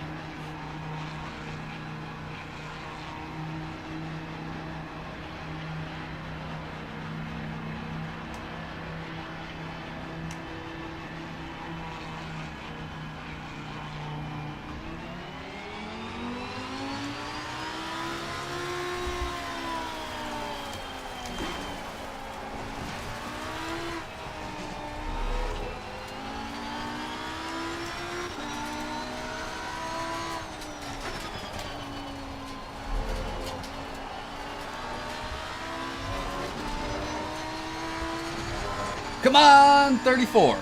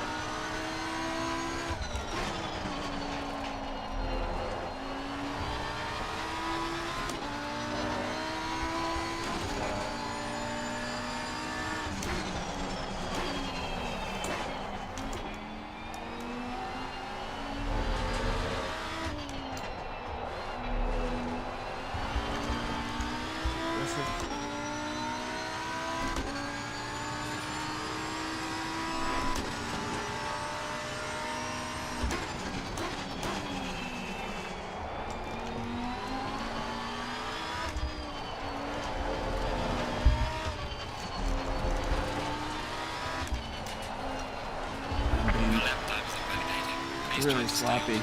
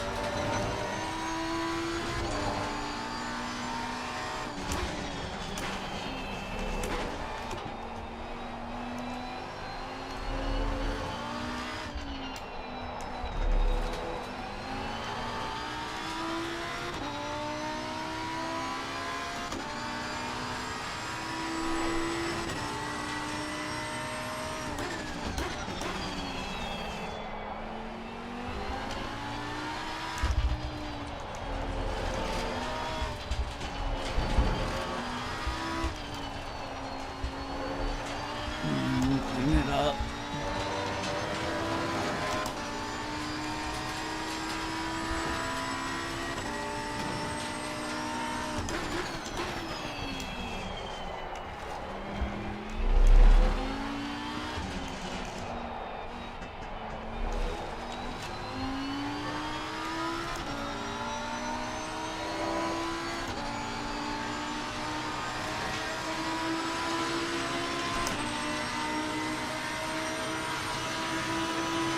Well done, mate. Your fastest steps in front.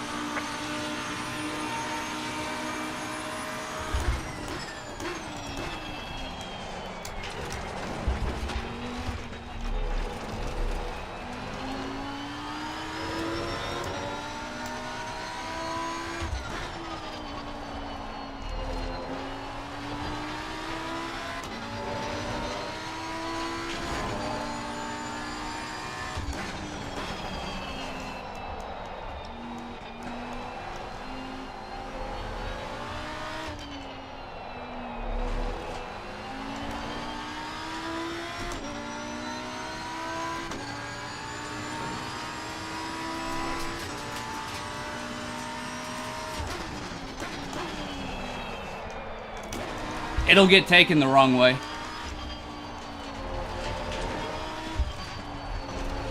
What, are you talking to me? No, I'm talking to myself.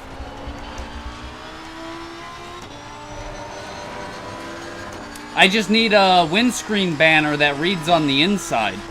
Clean it up.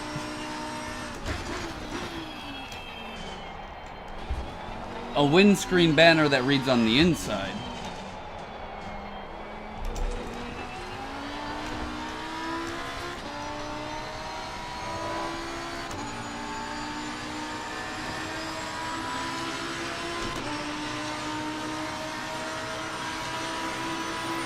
Well done, mate. This has been your crossovers.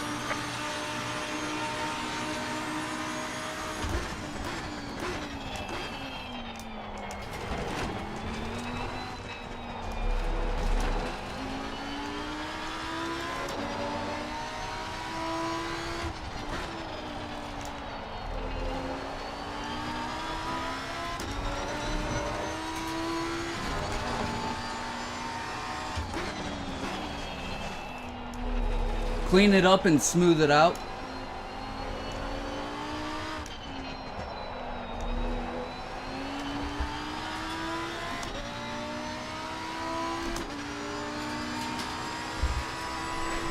Relax and push.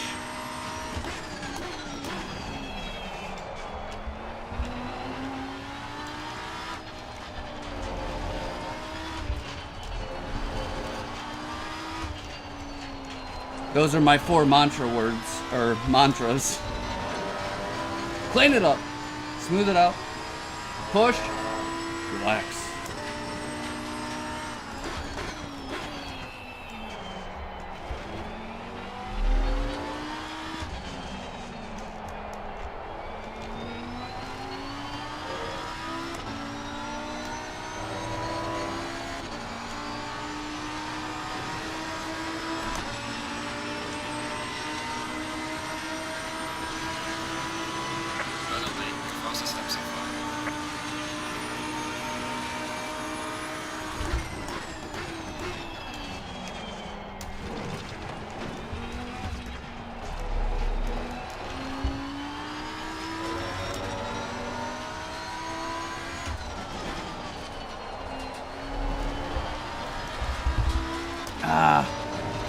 Aggressive. That's another one I say a lot, I guess. Kind of the same as relax.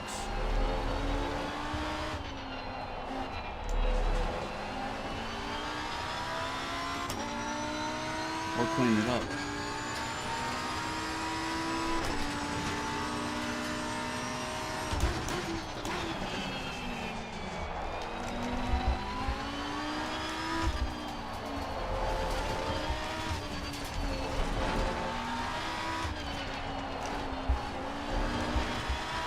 Ah, could have been better.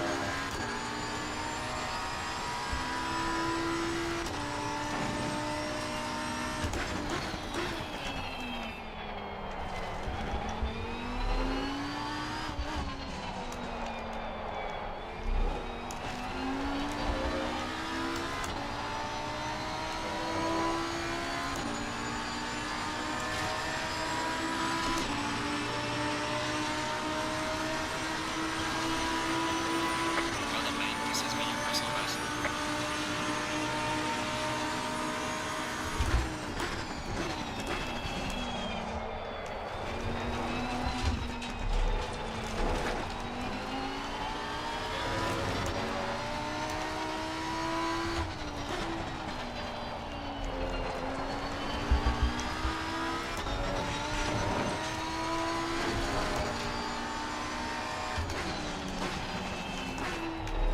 Come up with 9 of them, put one on each point of the star on my livery.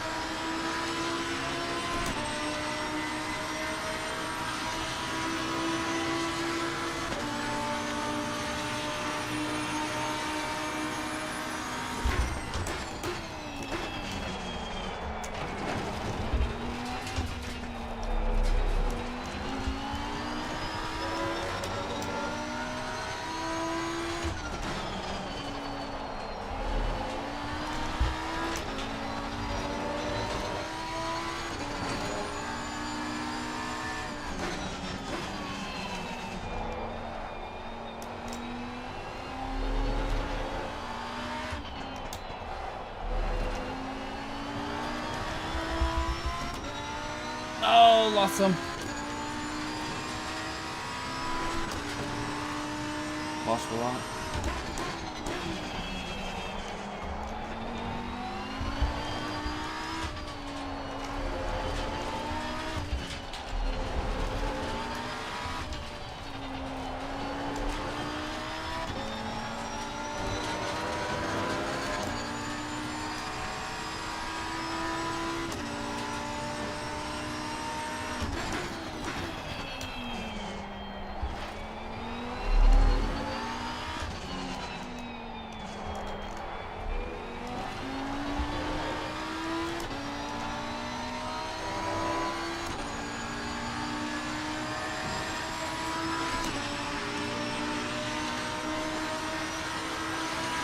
Losing time in sector 2.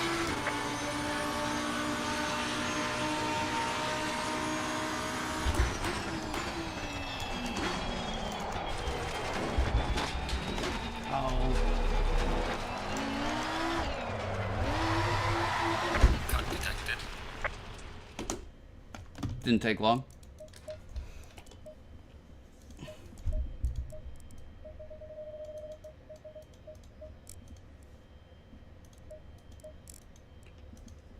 That didn't take long once I turned the traction control off.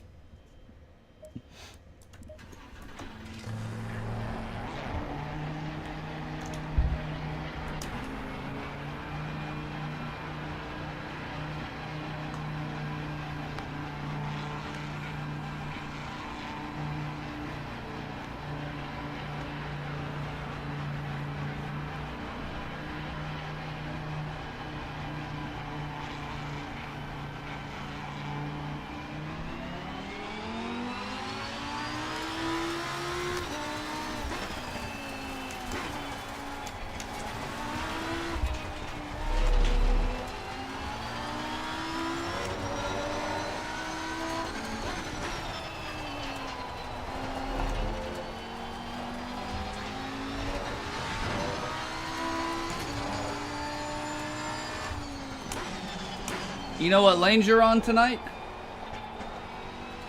Or not yet?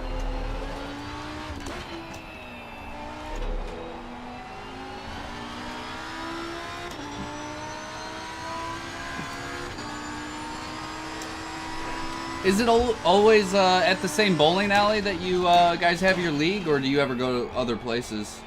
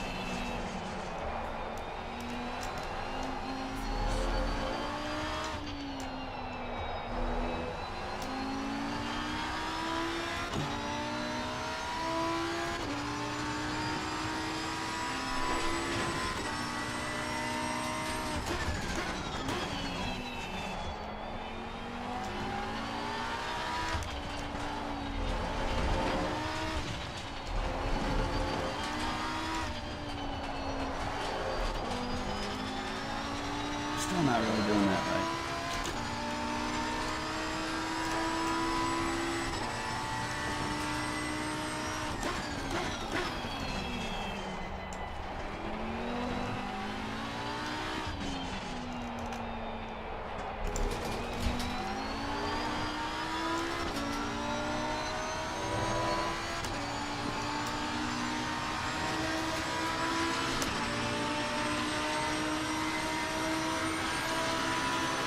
Well done, mate. That's not fastest lap.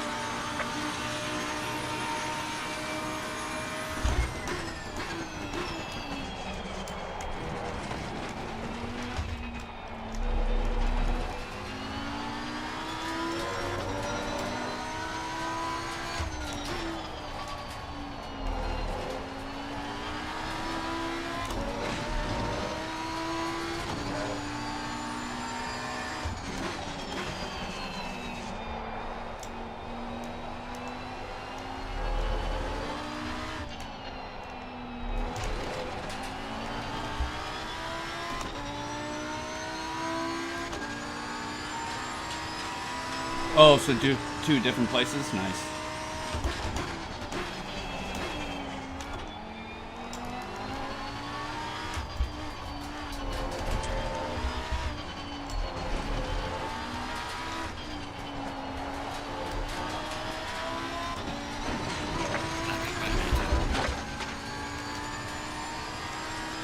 Nothing happened?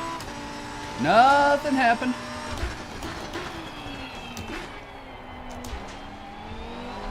Do they use like different oil patterns at the different places? For some reason, there's been a lot of bowling videos in my YouTube feed lately. They've been listening to our chats, so I'm learning more about it.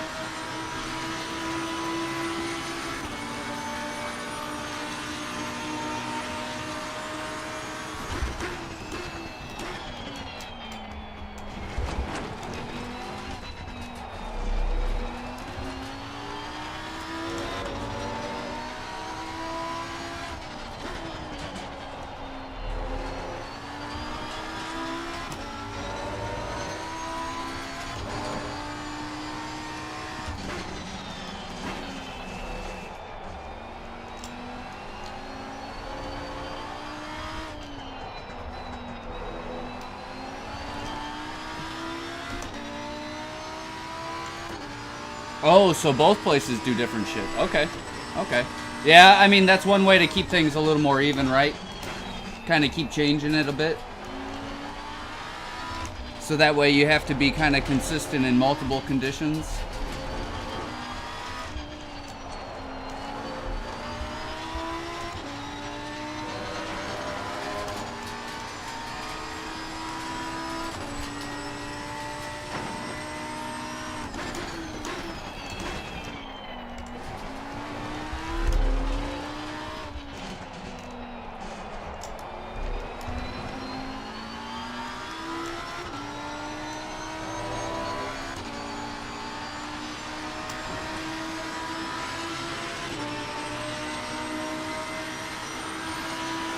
Yeah.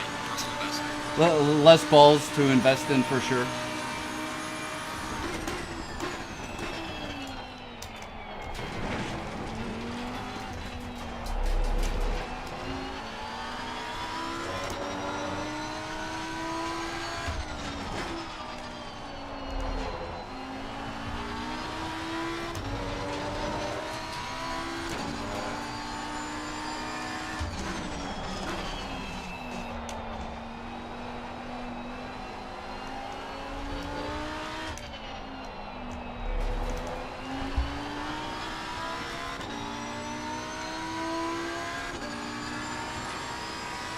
Later, Kenneth. Good luck. Have fun, bro. Talk to you soon.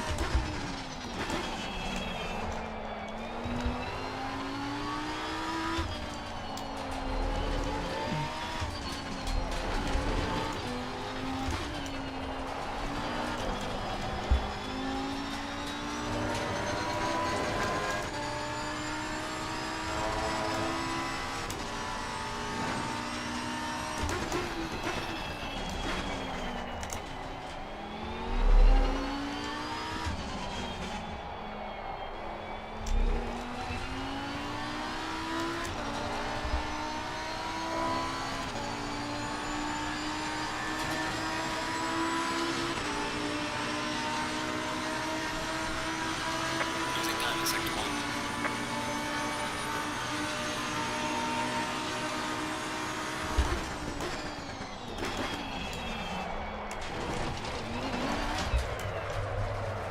Cut detected.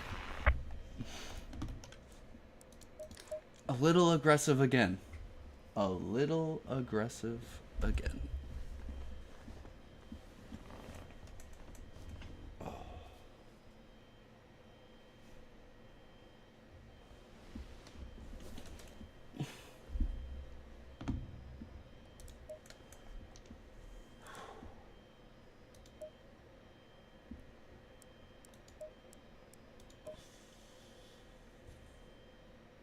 All right.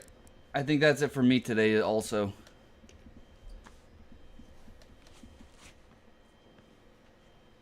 I'm getting sore fast. So, I'm going to go ahead and wrap it up for today. Didn't work on a whole lot of Lambo stuff today, but hopefully I could at least help Brian a little bit. I feel like I can still explain things better than I did, but hopefully we helped him out a little bit. Hopefully he's a little more comfortable, and yeah.